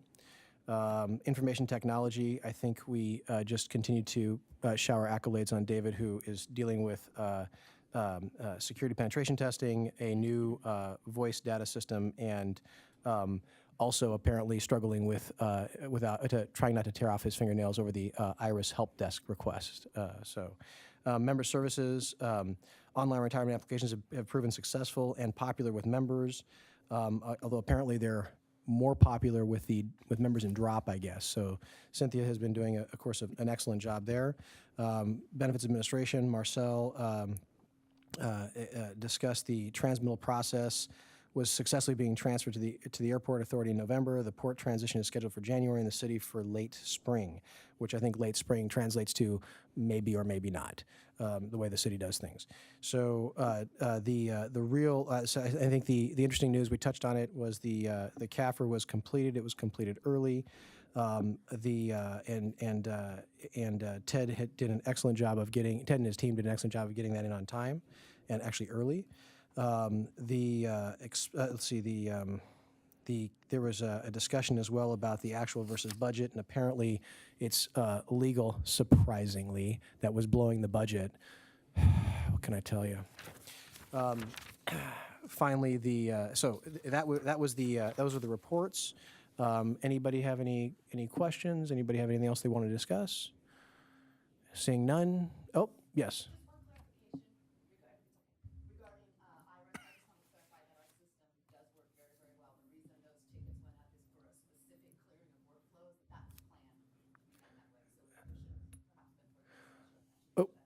We were blaming the software manufacturer to begin with. We weren't suggesting it was anything in-house, believe me, so no issues there. All right, seeing none, thank you very much. That's all for B&G. Terrific. With that, I think I would like to go back and ask Marcel if she will now give us the report on the 90% funded plans. Good morning. Good morning. So this was a request from the board to look at what can we learn from systems that have better than 90% funding. And fortunately, the state of Maine had done most of the work for me to start with. They had a spreadsheet they'd put together, evaluated 121 systems. 18 of those systems had funding ratios higher than 90%. I went into depth on 8 of those systems. I looked at the ones that were the highest funded to see what can we learn from that data. So the systems with higher funding ratios, these were some of the main things we saw. Use of higher discount rate, which is not something that SD-SERS is going towards. Use of older mortality tables without the adjustments. That's one of the reasons that our funding ratio went down, was because we did update our mortality tables. Recipients of pension obligation bond proceeds. So if you're not familiar, when a plan sponsor, they're not done by the system, they're done by a plan sponsor. When a plan sponsor issues bonds to pay for their pension, they issue the bonds, they give the pension system the money, and the pension system looks great. Those two systems became fully funded because of those pension obligation bonds. That liability did not go away. It just shifted where it was reported. It's only a shifting of where it's reported. Pension obligation bonds can be a bit tricky as well. Your goal is that the rate you're going to pay on the bonds is less than what you're going to otherwise make. And one of the systems that did pension obligation bonds issued them at well over 7%. And they issued them at what has turned out to be 0.2% higher than what their earnings were during that same period. So in that case, they paid more money issuing pension obligation bonds than they would have paid had they just continued to make their ADC payments. Another one is use of more volatile funding methods, and we'll go into that a bit more. That is New York State teachers, that has a very volatile funding method. Another one, which is not having issued retroactive benefits, and there's nothing we can do about that. It happened, but it is one of the reasons that we have the higher UAL and the lower funding ratio. And then the last one is consistent payment of the ADC, and we've shown that our plan sponsors are consistently paying that, as are the plan sponsors of these funds that show to be higher funding ratios. So these are the systems I looked at. There is only one system in California funded at better than 90%. It's 2 systems, but it's the City of Fresno. So the City of Fresno Employees Retirement System and the City of Fresno Fire and Police Retirement System. Those are the only systems in California I was able to find that are funded at better than 90%. I looked at the District of Columbia Retirement Board Teachers Plan, which includes police officers and firefighters. Missouri Local Government Employees Retirement System, that operates a bit more like CalPERS does. New York State Teachers, South Dakota Retirement System. Washington State has many, many tiers, and so I looked at their law enforcement officers and firefighters plan, Tier 2. Most of their tiers are not as well funded as that one, and then the Wisconsin Retirement System.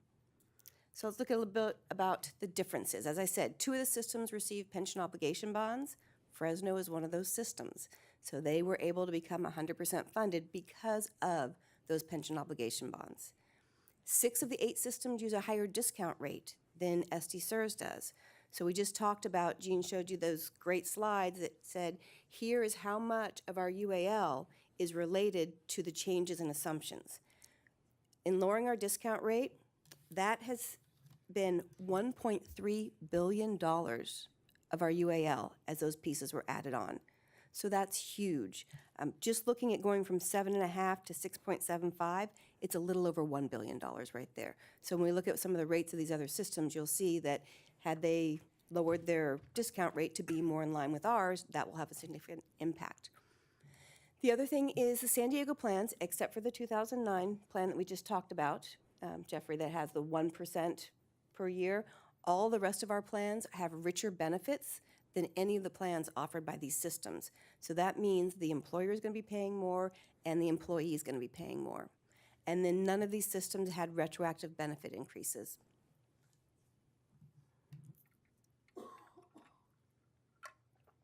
So, excuse me, let's look at some of these individual plans and see what we can learn from them. So the city of Fresno,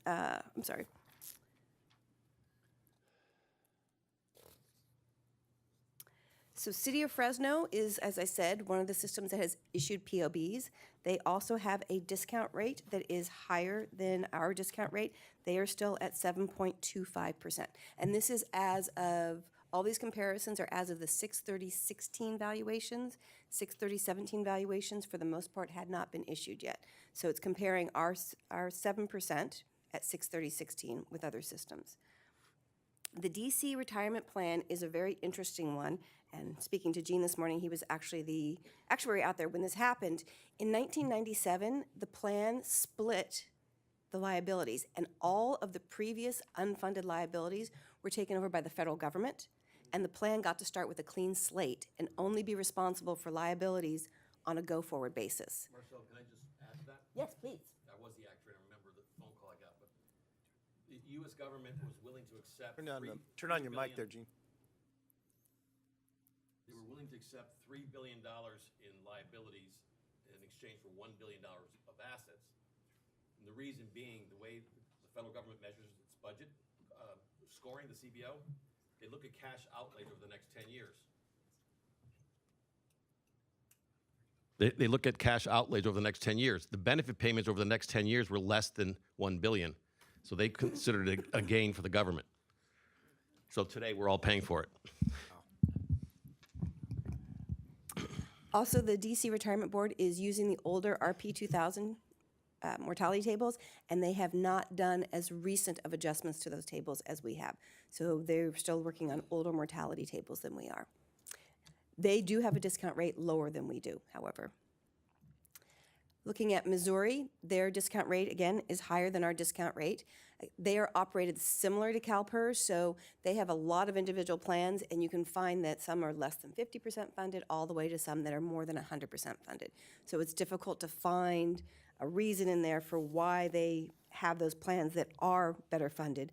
They do have a policy where the employer, when they set up the plan, determines what contributions employees will make. They either contribute 0% or 4%.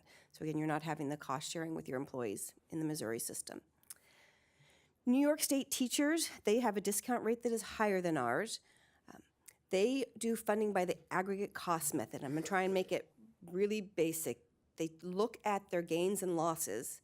They do amortize them. They amortize them over what they consider to be the remaining working life of their members, but it all is included as normal cost. So they don't have a UAL. So it's not that they aren't short funds, but they don't have a UAL. That funding method has more than doubled their contributions in the last 6 years. It was $1.1 billion in 2011 and $2.7 billion in fiscal 16. So 2.7% increase in the contributions being made into your plan when the salaries only went up by about, I think it was about 3% over that time period. So it's not that you've got a whole, the whole salary expense. So it's not that you have a whole bunch of new people in the plan. It's not that you've given them extra benefits. It's just this funding method has made it very volatile and very expensive there. South Dakota, their discount rate is higher than ours. They are the only system I found that has already decided they will increase their discount rate next year. So they're going from 7.25 for their 6/30/17 valuation, or 6/30/16 valuation, to 7.5 for their 6/30/18 valuation. Again, their mortality rates are based on the RP 2000 tables, and they've only adjusted up to the 2013 experience study. Remember, we've adjusted up to 2015 and found some significant differences there. And then Washington State, excuse me. This is, as I said, Washington State has a lot of plans. This is a newer plan. It does have a discount rate that is higher than ours. They also do funding by the aggregate cost method, which again makes it a bit more volatile. Their mortality tables aren't as current as ours. And they also have another significant difference. Their maximum benefits, remember, at SD-SERS, for all three of our plan sponsors, your maximum benefit is retirement benefit to your member and a 50% continuance to their spouse if they are married at the time they retire. In Washington, the maximum benefit is a benefit to their member.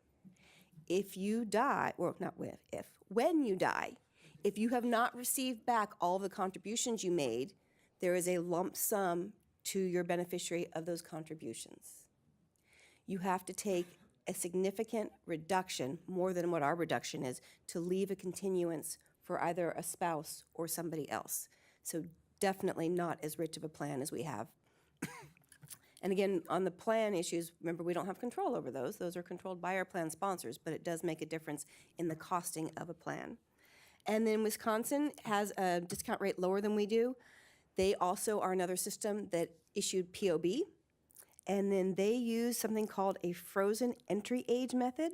So I went to ask our actuaries to explain it a bit more because I couldn't find a lot of data on it. And this is a quote: "It is an arcane method that only Gene studied." It is no longer on the actuary exam, but what it does do is it means they have no UAL, which does not mean that they have enough money to pay their benefits. It just means they don't record it as a UAL. So I wanted to go back and touch on what we had just had the big conversation about, which is amortization periods, and how are those different among these systems. So for asset smoothing, which we talked about, we take 25% a year. It effectively is 5-year asset smoothing. Everybody except Washington, D.C. uses 5-year smoothing. D.C. uses 7-year smoothing. So that's going to be a less conservative method. It's going to give them longer to either see the results of gains or pay for losses that they have. Actuarial gains and losses, that's the piece where we look at what did we expect to have happen and what actually happened. That's our actuarial gains and losses. That's where we are at 15. Fresno is also at 15. DC is at 16. New York and Washington do it on remaining lives, expected remaining lives, so it's going to change every year depending on their demographics. Then we get into South Dakota does it on 20 years, and Missouri and Wisconsin do 30-year amortization of actuarial gains and losses. So they are way out there on a much longer time frame than we are. For plan changes, everyone does plan changes the same, except for SD-SERS does them under 5 years. So when I was just talking about who does it under 15 years, 20 years, 30 years, they treat plan changes the same. We treat plan changes as 5 years. The one complete outlier is South Dakota. So in South Dakota's laws, they cannot change benefits unless after they look at the cost of the benefit, their funded ratio based on the fair value, so not the smooth one, based on the fair value must be at least 120%. So there's not going to be benefit changes going through in South Dakota. It's pretty much as high of a bar as we have here for the city of San Diego, which says benefit changes have to go to the voters. There, you have to be 120% funded after the results of that change go into effect. And then assumption changes. Excuse me. So that's the one where we were at 30 years. We were talking about, Jean mentioned, we feel like that 30 years is what allowed us to come from 8% to 6.75. Wisconsin is also at 30 years. Missouri can go up to 30 years on it. Fresno's at 25 years. DC's at 16 years, and South Dakota's at 20 years. So the amortization period and the asset smoothing period is not, again, the magic bullet that is telling us why some of these systems are better funded. It goes into, most importantly, what we've done with our discount rate and what we've done with our investments and what we've done with our assumptions, our demographic assumptions, back to those charts that Jean showed you earlier. So the other thing that this chart did, and I know this, it's a bit small to see, but I think it's very interesting. The information that Maine gave us allowed you to change the discount rate and see what someone's funding ratio would look like. So you can see on here for each of the systems what their discount rate is and what their funded ratio would be at 7.5, which is the highest. So some of them you see there's no change, or at 7%, which was not quite the lowest, but 7% was what we were at. So I wanted to see if they had the same discount rate as we did, what difference would that make? So you can see right there, City of Fresno would drop pretty significantly had they changed that. DC goes up because they have a lower discount rate already, but you can see some differences. New York State teachers going from 97.9 to 90.6. That's a pretty dramatic change to see in dropping half a point in your discount rate.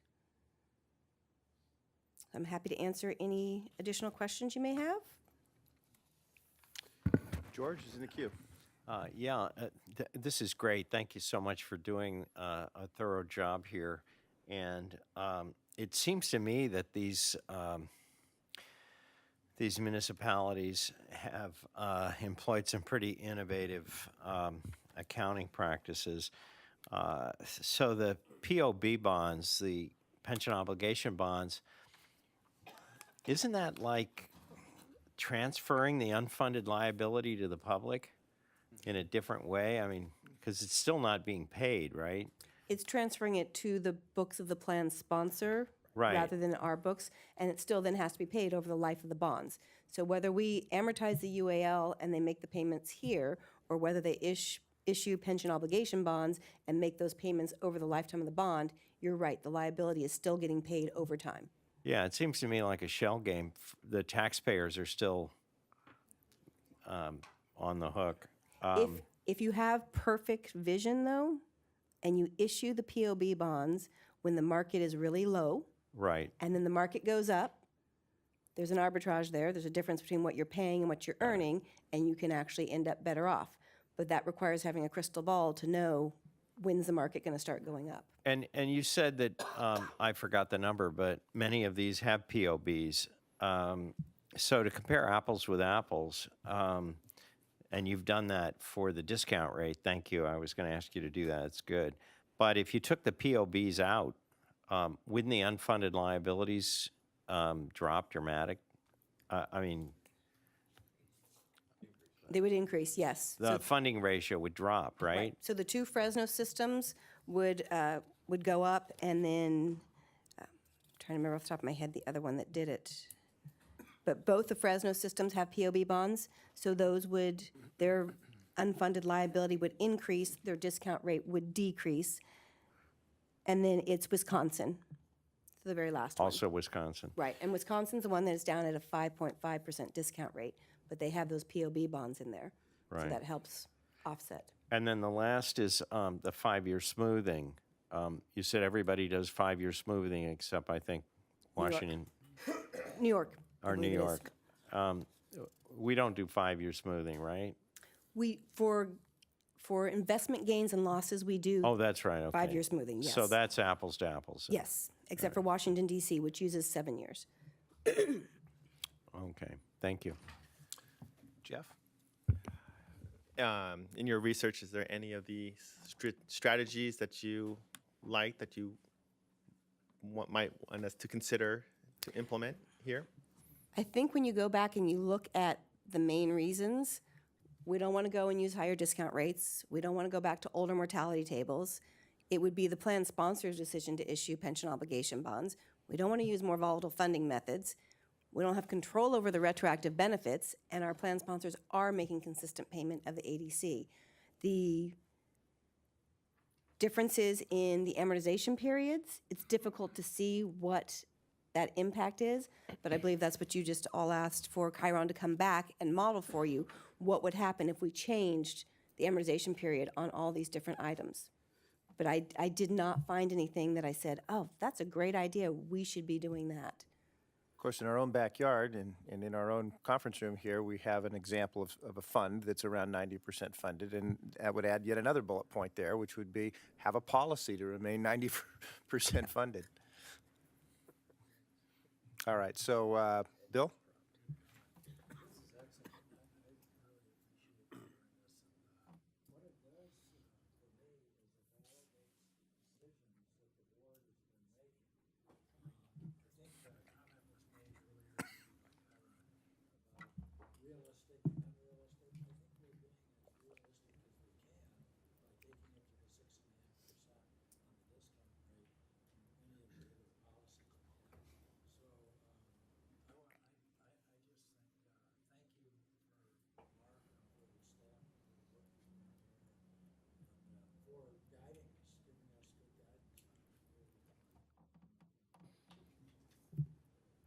Tanasi? Marcel, if you can go back to the summary page a second. This one or the numbers? The numbers, I'm sorry. I just want to make sure that I've... Too far. I just want to make sure I kind of understand things. If we take out anybody who's issued the pension obligation bonds, which is Fresno and Wisconsin, and then we take out the District of Columbia where the federal government took on the liability, because those I think are kind of outliers when we're comparing our plan to them, and you go back and listen to Gene say, hey, but for the assumptions that we had to make based on mortality issues and whatnot, we would be roughly 90% funded. It looks to me like we're at least as good as these other plans, if not better, in our funding ratio of the plans that are left in that group. Is that, generally speaking, about right? I would agree. So if you look at City of San Diego, kind of in the middle of the page, and you see, remember this is the 16 valuation, so you see assets of almost $6.5 billion and liabilities of $9 billion. If you drop those liabilities by $1.3 billion, it puts us in a much better position. Thank you. Karina? Yeah, Marcel, great job on the report. I wanted to ask, a note here, a couple of these plans have the aggregate cost method. Aren't most plans using the normal cost method, and isn't that sort of a minority of plans that are using aggregate cost, and what impact does that have on funded status? I would agree it's a minority opinion, but I'm going to refer to Gene on how exactly that impacts. Could Gene have technical assistance, please? Very few plans use the aggregate, and the aggregate method just artificially hides the UAL because it buries it in the normal cost. And as Marcel said, it's extremely volatile. That's the majority. It's not the normal cost method; it's the entry age normal cost method most plans use. Thank you. And when they're looking at how they're amortizing it on the expected life. And so when I was looking at it, it was 7 to 12 years as opposed to 15 years going out. So it's smaller and it's putting it all in the normal cost. It seems to me, Marcel, that an argument could be made for what Wisconsin has done as being beneficial solely to the members. If our sole fiduciary responsibility is to the members, being able to reduce that discount rate down to 5.5%, which looks very attractive from the standpoint, I'm sure, of Liza and her crew, that's a bogey we can make, we would think, and do so with less risk. That'd be great. And if the city wanted to assume all of the UAL and make that a debt of the city to bondholders and take it off of our books, I think that'd be terrific too. Then we could be 100% funded or better, and we could lower our discount rate, and our members would be better off because they wouldn't be exposed to any of the risk. It would all be shifted to the bondholders and to the city. So to me, what Wisconsin's done is ideal for its members. And if we could have that, you know, I'd probably have to vote in favor of that based on my fiduciary duty. I just don't think it's realistic to believe that the city is going to do that for us. And remember, Wisconsin uses that frozen entry age method. That Which helps them even I further. truly got some deer in the headlight looks when I brought that up. And Gene said, oh yeah, I remember that, but right. it is not out there. So they've got three things. They've got the very low discount rate, the POB bonds, and they have this very arcane way. Two of those three things would be good do. for our members. Yes. It's just that it's not politically feasible to do, and we don't have the power to do it. Correct. And other than that, I didn't see anything in there that I thought was attractive for us. No one else is in the queue. Excellent report. Thank you. Thanks, Marcel. All right, so that puts us back into the committee reports and brings us to investment and Carol Broad. Thank you. The Investment Committee met yesterday. We had a full complement of our 5 members. We did not have any action items. However, we had a number of interesting presentations of sort of a routine nature and also some special, sort of special interest topics. I've asked our crack investment team members to very briefly present certain of these items. Starting with new business, there were 5 items. We're going to report on 4 of them. The third one, review of SD Serve's approach to managing investment risk, was a report by Steve Voss of Aon that is going to be a great reference document going forward. For example, for trustee training that really walks through everything we do from kind of the very big picture down to managing portfolio, the routine processes that we use throughout the year and on an ad hoc basis to manage portfolio. So that's a great document, and encourage you all to read that.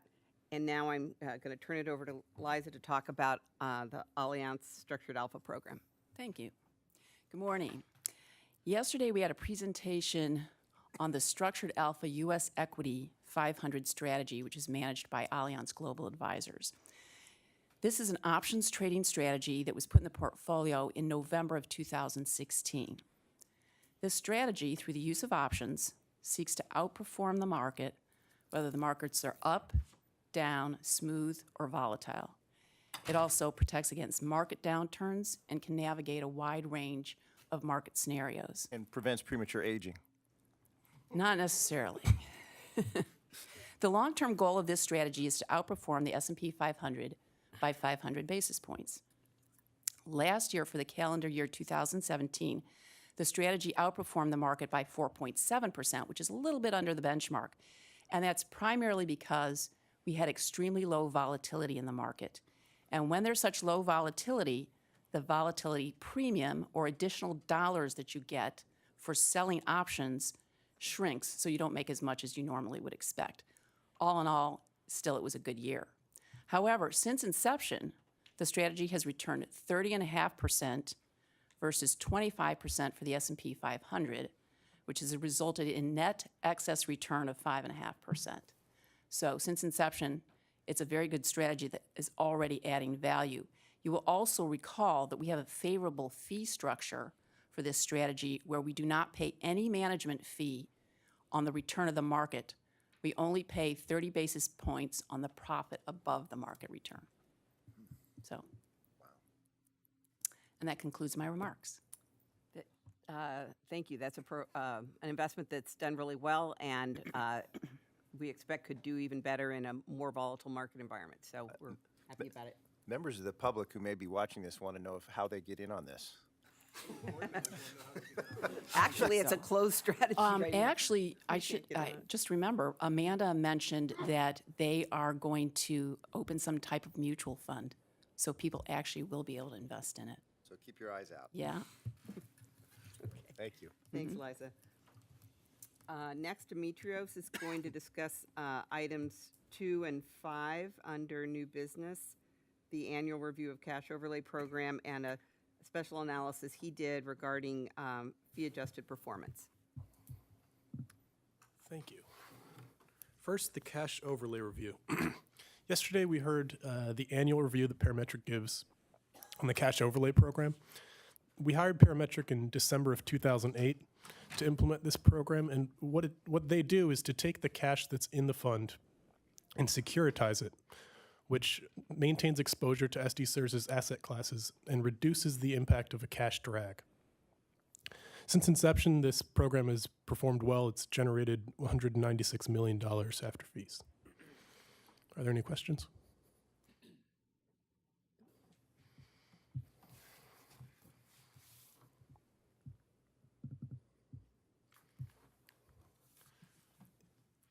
So moving on to the fee adjusted performance.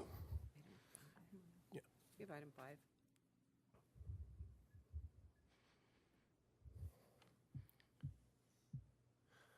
The point of this analysis was to determine whether active management has added value to the portfolio after fees.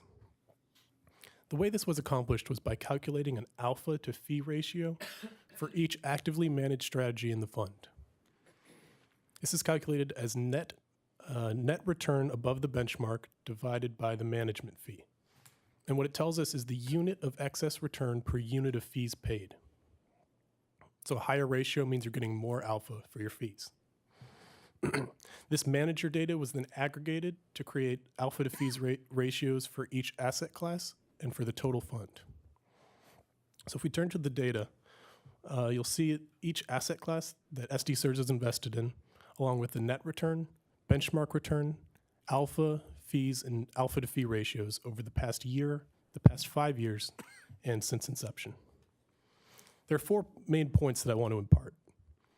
First, if you look at that alpha column, you'll notice that there's, at the total fund level, there's positive alpha across all time periods. So this tells us that collectively, SD Sears' active managers are doing exactly what we hired them to do, and that's to generate returns above their benchmark after fees. At the total fund level, SD Sears' fees have also gone down over time. The average fee that SD Sears paid to its active managers since inception was 64 basis points, but over the past year, that's down to 55 basis points. If we look at the alpha to fee ratios, you can see that since inception, for the total fund, that number is 2.3.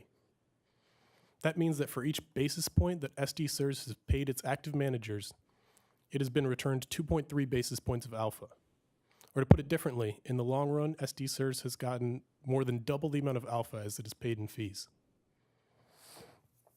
The last item that I want to point out is the peer comparison. This is on the second slide. What we have here is a universe of public markets managers that are managing strategies similar to what SD Sears is invested in. We don't have any private markets data, so this offers the closest available comparison. We see that over the past year, SD Sears' public managers have an alpha to fee ratio of 2.5 compared to the median strategy of negative 0.3. And over the past 5 years, these ratios are 0.5 and negative 0.2 respectively. So SD Sears, in comparison, has done much better. You'll notice that the median public market strategy out there has actually not added value, as both of those ratios are negative.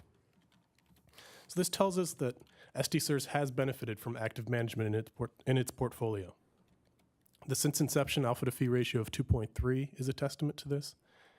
And the peer comparison shows us that over the past year and the past 5 years, SD Sears' public managers have done better at generating alpha for the fees that they receive.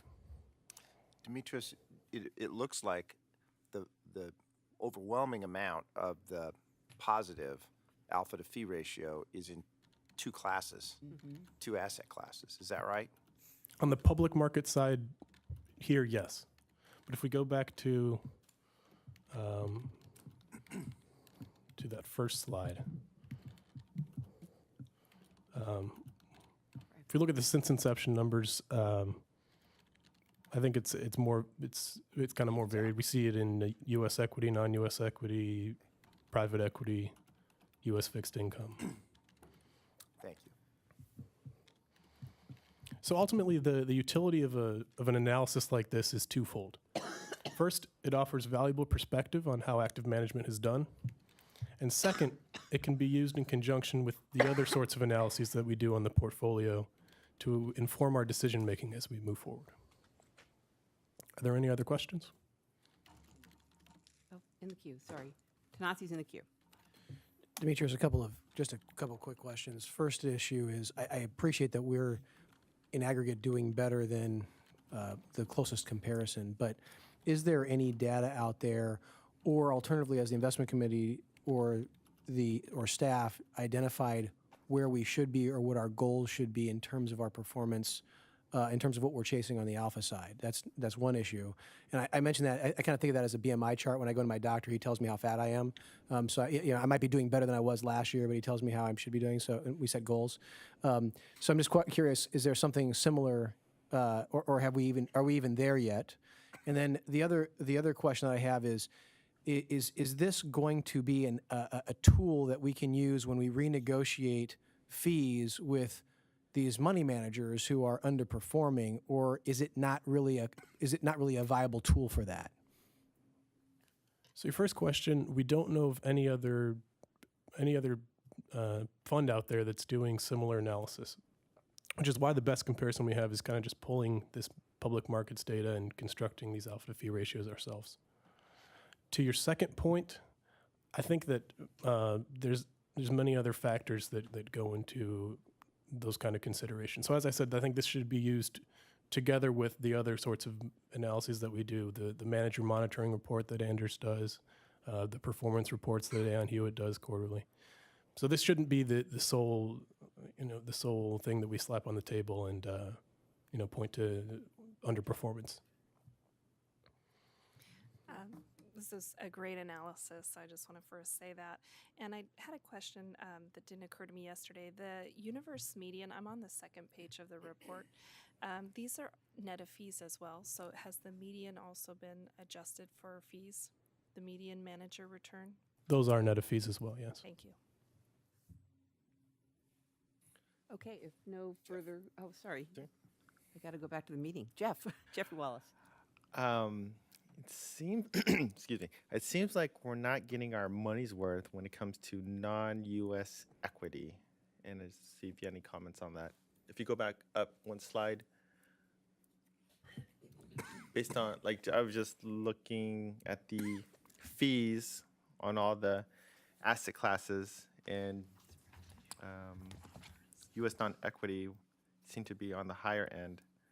And they do have pretty good historic alpha. If you look at that alpha column there, 195 basis points since inception, taken collectively for that asset class. And then the alpha to fee ratio is 3.1 since inception, which I think is pretty good. Yeah. Okay. I just want to see if I was. It looks like it was a one bad year for that asset class, 2017. Mm-hmm. Yeah, I think it's best to take a long-term view because there's going to be fluctuations year to year. Right. Thank you, Demetrios. We did have a discussion with Steve, correct me if I'm wrong, about next time we're going to be looking at our portfolio, our asset allocation, our portfolio structure, which is really how we implement our portfolio. And there, I think Aon Hewitt does have some maybe new thoughts about how we're doing non-U.S. equity. I think they're disappointed at some level in the results and may have some fresh thoughts on that. Is that right, Liza? Yeah. So specifically global. Oh, global. Okay. Global. The global equity managers have underperformed. Okay. Yeah, and then just another thing I would mention, kind of relative to Val's comment, I think, is that another issue that I think about and I brought to Steve's attention is how we benchmark private equity. We use this flat 10% benchmark, and our program is fairly opportunistic and has fairly high returns. It may not, those returns may moderate over time, but in part, the alpha, it's not just a function of how the manager's doing, it's a function of what the benchmark is. So there aren't really a lot of perfect answers for private equity, and we have to sort of put our minds to that issue and maybe work it a little bit more. Yeah, and they mentioned that they have access to some peer Right. private equity information, so we're going to be including that as a comparison as well. Right. Okay, thank you. If there's no further comments, thanks, Demetrios. Great work. Okay, next, Jamie's going to present under old business 2 items relative to the real estate accounts, an update on the Deutsche Asset Management real estate separate account, which, sorry? Do you want to do Oh, I'm Anders sorry. on I 2 skipped and that. 3? Pardon me. I skipped that. Sorry. Anders, active passive. A great topic. Don't want to skip it.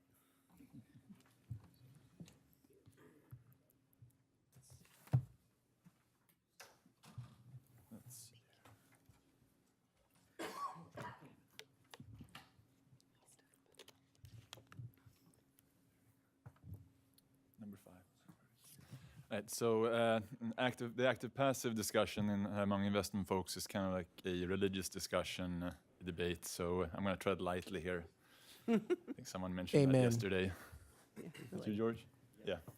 So let's see if we can move on. So we had a good discussion yesterday and a good presentation on active versus passive management.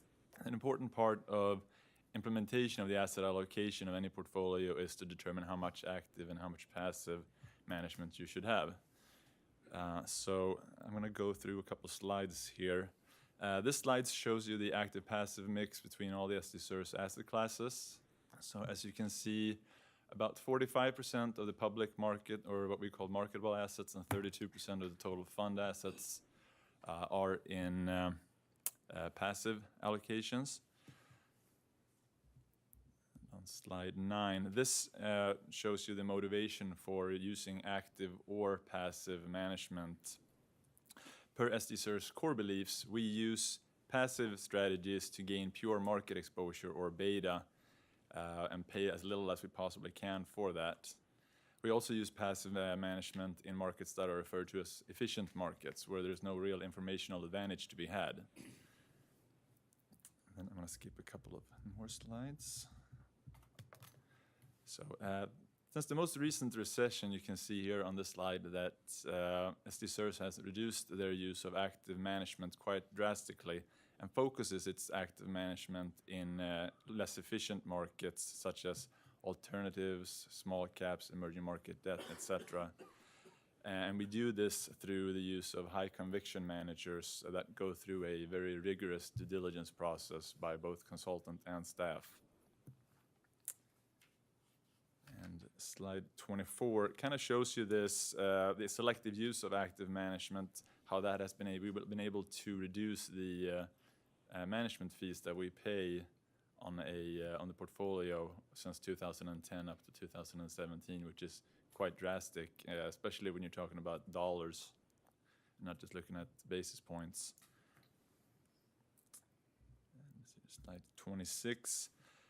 This slide I think is important because it shows you that active management can produce excess returns, or alpha, by following, number 1, a deliberate due diligence process, number 2, maintaining a long-term view, and number 3, having patience with underperforming managers that might be underperforming over the 1 or 3 year time periods, for example. And so if you look at SDSERS managers that have track records that are longer than 10 years, you can see that actually all of them have positive excess returns since inception, which I think is fairly astounding, to be honest with you, if you think about active versus passive management and the argument there. And I'll move back to slide 22. So per Aon Hewitt, the current portfolio structure is appropriate given SDSERS goals, but we formally evaluate this, obviously, at our annual portfolio structure and asset allocation review meetings. And it's also monitored on an ongoing basis by both staff and the consultants. And we will be revisiting this this discussion at our March portfolio implementation review. So with that, if there's any questions, that we want to have to answer them. Questions? No questions? Thank you. All right. Appreciate it. Okay, now we're going to talk about real estate with a brief review of the progress of liquidating our separate account and redeploying into large pooled funds, which is de-risking our real estate portfolio, and a little snapshot on leverage in the real estate portfolio, which is an issue that is near and dear to Bill's heart. He raised it, but it's really important to look at and to monitor over time to make sure we're not in risky positions. Great. Thank you, Carol. May I have the laptop, please? Thank you. So as Carol mentioned, the Deutsche Asset Management continues to make great progress in the winding down of the real estate separate account. Over the course of 2017 through current, you can see that 12 properties have been sold. 3 were swapped for shares of the AEW Core Open-Ended Fund, and 9 assets have been sold into the open market. This includes 4 assets that have been sold since the meeting in November. This results in about $241 million being redeployed to core open-ended commingled funds. And as you can see, there are 3 assets that are slated for potential sale. Depending on how these sales go and the progress that Deutsche Asset Management is able to make, staff may be coming back to the board later this fiscal year for approval to add additional funds to the core open-ended funds. The remaining 4 properties will be sold over the next 3 to 4 years. And with that, I'd be happy to answer any questions that you have. Thanks, Jamie. This program is actually a little bit ahead of schedule. I think it's, Yes. it's going quite well, and I think hindsight will show that it was perhaps well-timed, and I think we're all pleased with the progress. Absolutely. Great. And moving on to the leverage discussion. This analysis was prepared as a result of a board member question from Bill about leverage within the real estate portfolio. Thank you. As a reminder, the Real Estate Strategic Plan acts as the policy document for the real estate program, and it states that the real estate portfolio has a maximum leverage limit of 50% with a target of 40%.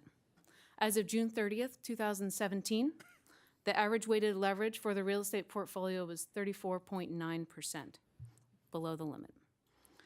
In the analysis that Ann Hewitt presented yesterday, they broke this down further into the style composition, as well as breaking it down further into the manager level. The Real Estate Strategic Plan states that the core portfolio limits leverage to a maximum of 40% with a target of 20 to 30%. SDSER's core portfolio, as a whole, is well below this limit, and each fund component is also below that limit.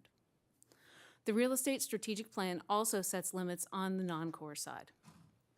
For value-added strategies, these strategies should have leverage of no more than 65%, and the opportunistic strategies should use no more than 85% leverage. SDSER's value-added portfolio as a whole is just below the leverage limit at almost 64%. If you looked at the component funds, 3 of those funds were above the leverage limit, and this is due to the point where these funds are within their life cycles. 2 of the funds are within the disposition phase and have 1 asset remaining for sale, whereas the other fund is very early in its fund life and is using its subscription line before it calls capital. Although we don't like to see items outside of their leverage limits, this is not uncommon and is a temporary occurrence and does not present a reason for concern at this point. SDSER's opportunistic portfolio as a whole is well below the leverage limit at 44.1%. And in addition, each component fund is below the leverage limit as well. And with that, I'd be happy to answer any questions that you have. Thank you. Great. Appreciate it. We should just note that Ann Hewitt's real estate team monitors all our funds and their leverage limits every quarter. We're going to ask them to enhance the reporting to us about that. It's kind of buried in the report in several places, but we're going to ask them to highlight that at least annually for the committee because it's a really important topic. To put it all on one page so that it's easy for all of you to reference. Yeah. Okay, thanks, Great, Jamie. thank you. And finally, last but not least, Anders is going to briefly summarize Ann Hewitt's performance report for September 30th, 2017.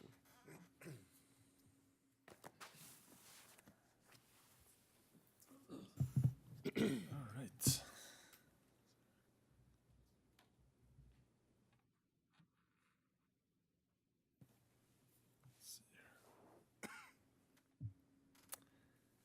All right, so on slide 9, you can see that the total fund had a quarterly performance of 3.5% net of fees compared to 3.4% for the benchmark, showing slight outperformance for the quarter. And compared to the peers, you can see that SDSER's total fund performance stacks up very well against its peers, ranking us in the top third across all time periods, with the 20-year time period, we're actually in the top percentile.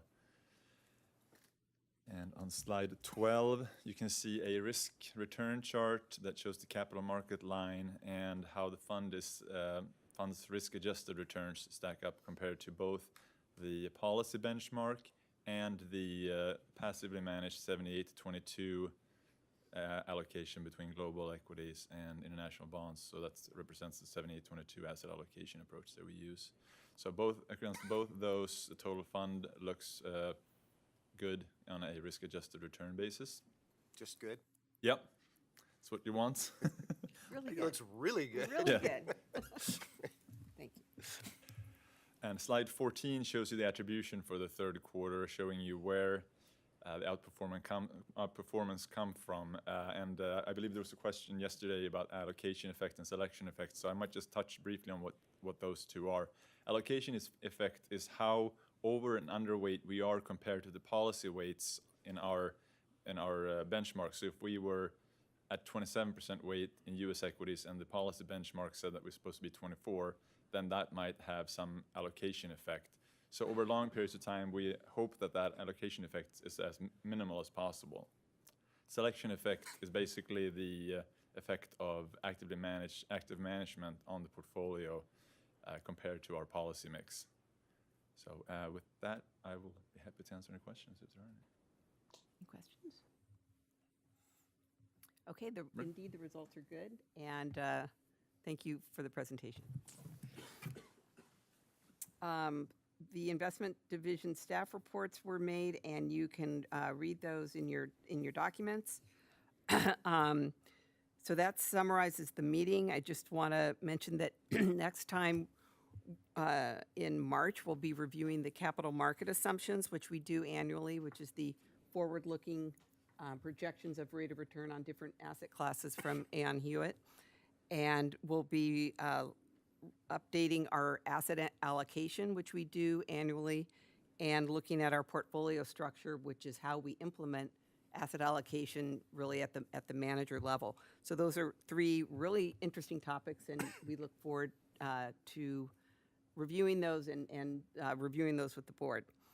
And there's just one additional item in a recent non-committee meeting. There was a discussion actually initiated by George about the travel and training opportunities for the investment staff and wanting, excuse me, to be certain that the staff is getting all the resources that they need. So we've asked Liza to have a look at those numbers and think about what increments might be useful and work through the process to get approval if changes are needed. And with that, that concludes my report. Thank you, Carol. That moves us on to training and Johnny Tran. And by the way, we're nearing the end of our agenda, and then we'll take probably 15 minutes or so in closed session, and then we'll report back out. For those of you who've been waiting, we're probably a half an hour from getting to the main event here. Thank you. Before you is a vote to approve the calendar year 2018 educational courses for certain trustees. For the trustees that haven't chosen courses for this year, we encourage you to do so we can review those and approve those at subsequent meetings. Because of recent requests by certain trustees, I've had to revise the report to show what the pieces of paper is in front of you and what's on the screen. CJ, if you bring it on the screen. Specifically, we wanted to add a course for Ms. Broad at NC PERS conference, which would complete her fourth course. And the course is requested by Thanasi. I also need to pull an audible because of a recent request by Mr. Sullivan to attend the NC PERS annual conference in New York on May 13th. So I'd ask that your vote today include that as well, and all these courses will be memorialized in the minutes. Is there any discussion? If there isn't, I need a first and a second. All right, so let's have the buttons up.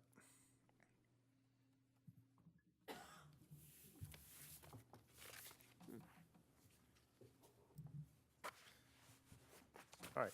So the motion's been made by Tom Battaglia and seconded by Tanasi Priovalos. Ready to vote? All votes are in. And that carries 11-0. Thank you, Johnny. Next, we have questions and comments from president, trustees, and staff. I would invite any trustees who'd like to make any comments to make them. Mark, do you have anything, any more tearjerkers, or we're done with Thank you. So that brings us to non-docket items. There are no non-docket items. So we're going to adjourn into what may be a 15-minute closed session. And then we're going to come back out and report the results of the executive search and the search committee in about 15 minutes. Can you make it on that time frame? Yeah.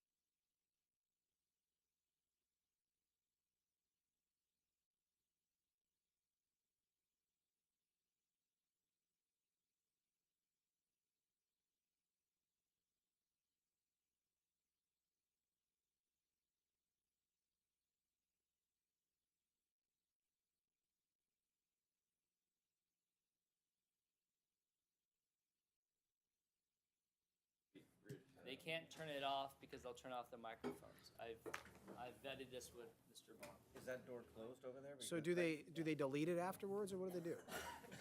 And they don't show anything. I don't like that answer at all.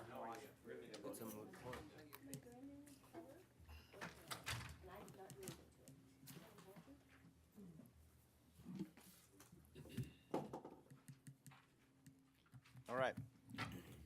I'd like to resume the meeting then in open session and report out from closed session. The first item I'd like to report is that the Board of Administration has offered the position of CEO to Mr. Greg Rademacher, who's here with us today. Mr. Rademacher, the vote was 12-1. Mr. Rademacher will become the CEO effective February 1, 2018, conditioned upon the City of San Diego's pre-employment clearance procedures, which we've commenced today. Mr. Rademacher and I will be signing the contract upon approval of the compensation package that we'll present here in a moment. I would also like to announce that during the period between Mark's retirement, which I think will be effective at 5 o'clock or at noon, okay. I may not be here at 5, but it'll be, yeah. And the time when Mr. Rademacher should assume his position as CEO, Marcel Rossman will serve as the acting and interim CEO of SD SERS. And I'm going to propose that that be at the CEO compensation level for the period in which she serves in that position, and we will also vote on that. When those votes are completed, assuming that they are approved, I will invite Mr. Rademacher to the podium to address the board. All right? Oh, and I also need to report out that that during closed session, the board approved a motion to ratify the engagement of David Noonan as counsel for the Leahy versus SD SERS case, and Johnny is going to be providing significant support to Mr. Noonan in that case. All right? Great. So at this point, I would move that the board enter into the employment contract with Mr. Rademacher as CEO at a salary of $240,000 a year, which is Mr. Hovey's current salary, and was just set in the fall as a market rate salary. There is also associated with this position a moving allowance, which we have set at $5,000, and various other standard terms and conditions for city employment at this position. So I need a motion button, or there it is. I've made the motion. Tanasi Priovalos has provided the second. Ready to vote. All votes are in. That motion carries unanimously. Next, I would like to make the motion that Marcel Rossman, serving as interim CEO until Mr. Rademacher assumes that position, will be compensated at the same level as the CEO. So I need a button on that one.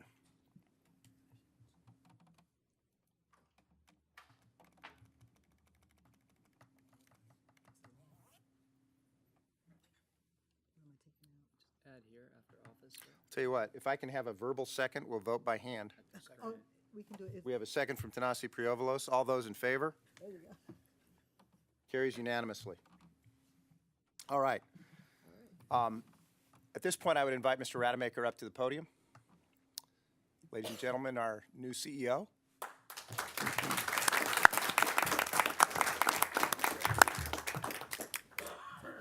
Thank you, Mr. President, members of the board. I just really want to express how excited I am to join SD SERS, and would really like to thank the board for the opportunity to serve you. It is with great honor to join an organization, to join a board, a leadership team, and a staff with such a strong commitment to organizational integrity. transparency, and a strong commitment to deliver on our mission to provide quality service for our membership and to ensure the trust, safety, integrity, and growth. I look forward to building relationships and collaborating with all of our plan stakeholders. As we make sure that we have retirement security for all our plan participants, and also we make sure we deliver on those promises in the most effective manner possible. So again, thank you. I just really look forward to joining this team and providing some leadership to the organization in supporting this board and just joining the San Diego community. So I just say thank you. Welcome aboard. And for those who don't know, we had the most incredible talent pool apply for this position. I think there were something like 22 applications of people who were outstanding candidates, fully qualified. We narrowed that down to 9 whom we interviewed. Those were the best of the best. And then finally to 3, any one of whom would make an outstanding CEO of this organization. And Mr. Rademacher emerged from that extraordinary talent pool. Mr. Rademacher has served for 20 years with LASERA, Los Angeles County Employees Retirement System, the last 10 of which have been as CEO. He served as the president of CalPERS for 3 terms? About 3.5, yes. 3.5 terms. He has been described by our current CEO as a rock star among pension executives. He has a statewide reputation for integrity, but even as importantly for his treatment of people, for his mentoring, and for his ability to be collaborative with his staff. And he frankly exemplifies many of the qualities that we admire in Mark Hovey. And we're very hopeful that the next several years will be almost as good as the last several years, and that our organization will continue to thrive and grow stronger, and continue to be a wonderful place to work during that period. And so I want to thank the search committee of Tanasi Priovalos, Karina Coleman, and Charlie Hogquist, who's not here, who've spent many, many hours going through what was a very difficult task, only because there were so many good options here. And so thank you to everybody who was involved. And Mr. Flynn, you wanted to talk to the new CEO, and you have such a position in this organization that I'm not going to adjourn this meeting without allowing you to do that.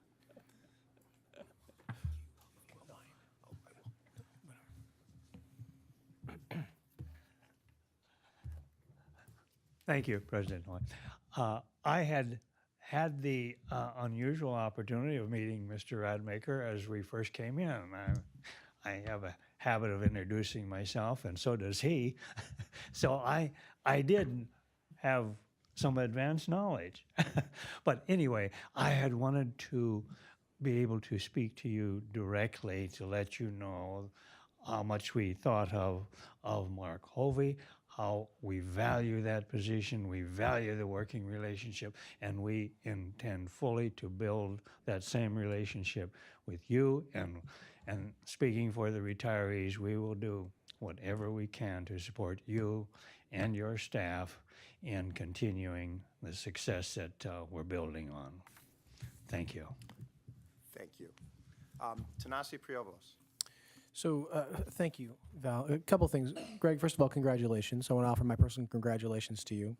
Secondly, I want to echo what Val said, but I want to do it by quoting him. One of the neat things about this particular search was that when we got to those final 3 candidates, Val pointed out to the committee, he said, you know, the nice part, the enviable position that we're in is that we cannot make a mistake, no matter who we choose. And I got to tell you, that's a rare position to be in. And what I think it speaks to is that if San Diego ever suffered a reputational issue in its past, we are clearly way beyond that. We had national and international candidates who were all qualified. And I got to tell you, our top 3 candidates, any one of them would be not only an asset here, but to anywhere. I also want to thank Don, who was our search consultant. Don, if you could wave your hand, I got to tell you, Don did a tremendous amount of work, a tremendous amount of background work on the candidates, and his help was invaluable. And Don, I don't think we could have done it without you. Even despite the quality of the candidate pool, your work was extremely helpful and influential.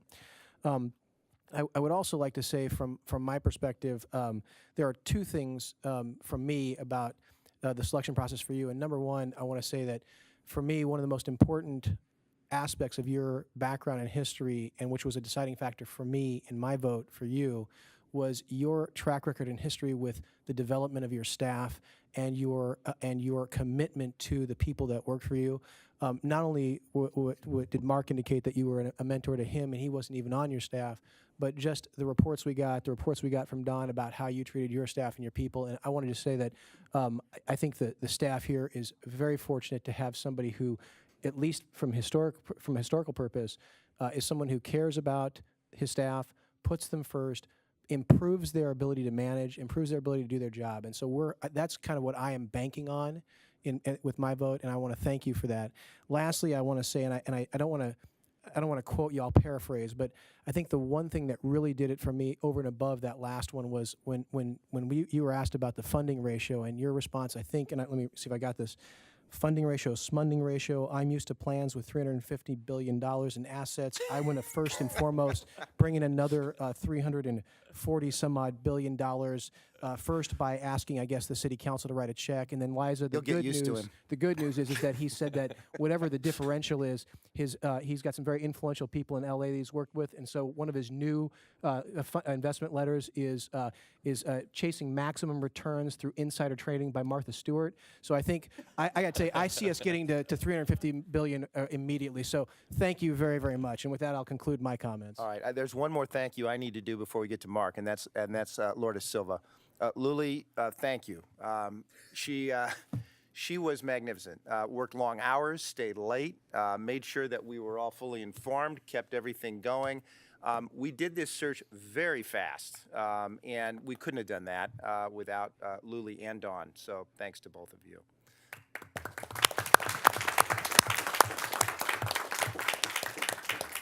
All right, I said I would adjourn this meeting, but there's one more person to speak, and that's Mark Hovey. Just wanted to touch on a few things here. Thanasi mentioned that I shared with the board, but I wanted to share it with my staff as well, that Greg, in fact, has been a mentor to me over the last 8 years as my CEO. So it is very satisfying to see him come here to be able to share his learnings with the staff here. I know that they will greatly benefit from that. I asked Luli what she thought of Greg and whether he would be a good fit with the organization. And she said, Mark, he reminds me a lot of you, except that he's more personable and funnier. I believe she was kidding, but anyway, he is very personable. He is funny, and you'll see that come out in time. So welcome, Greg. I'm committed to your success here.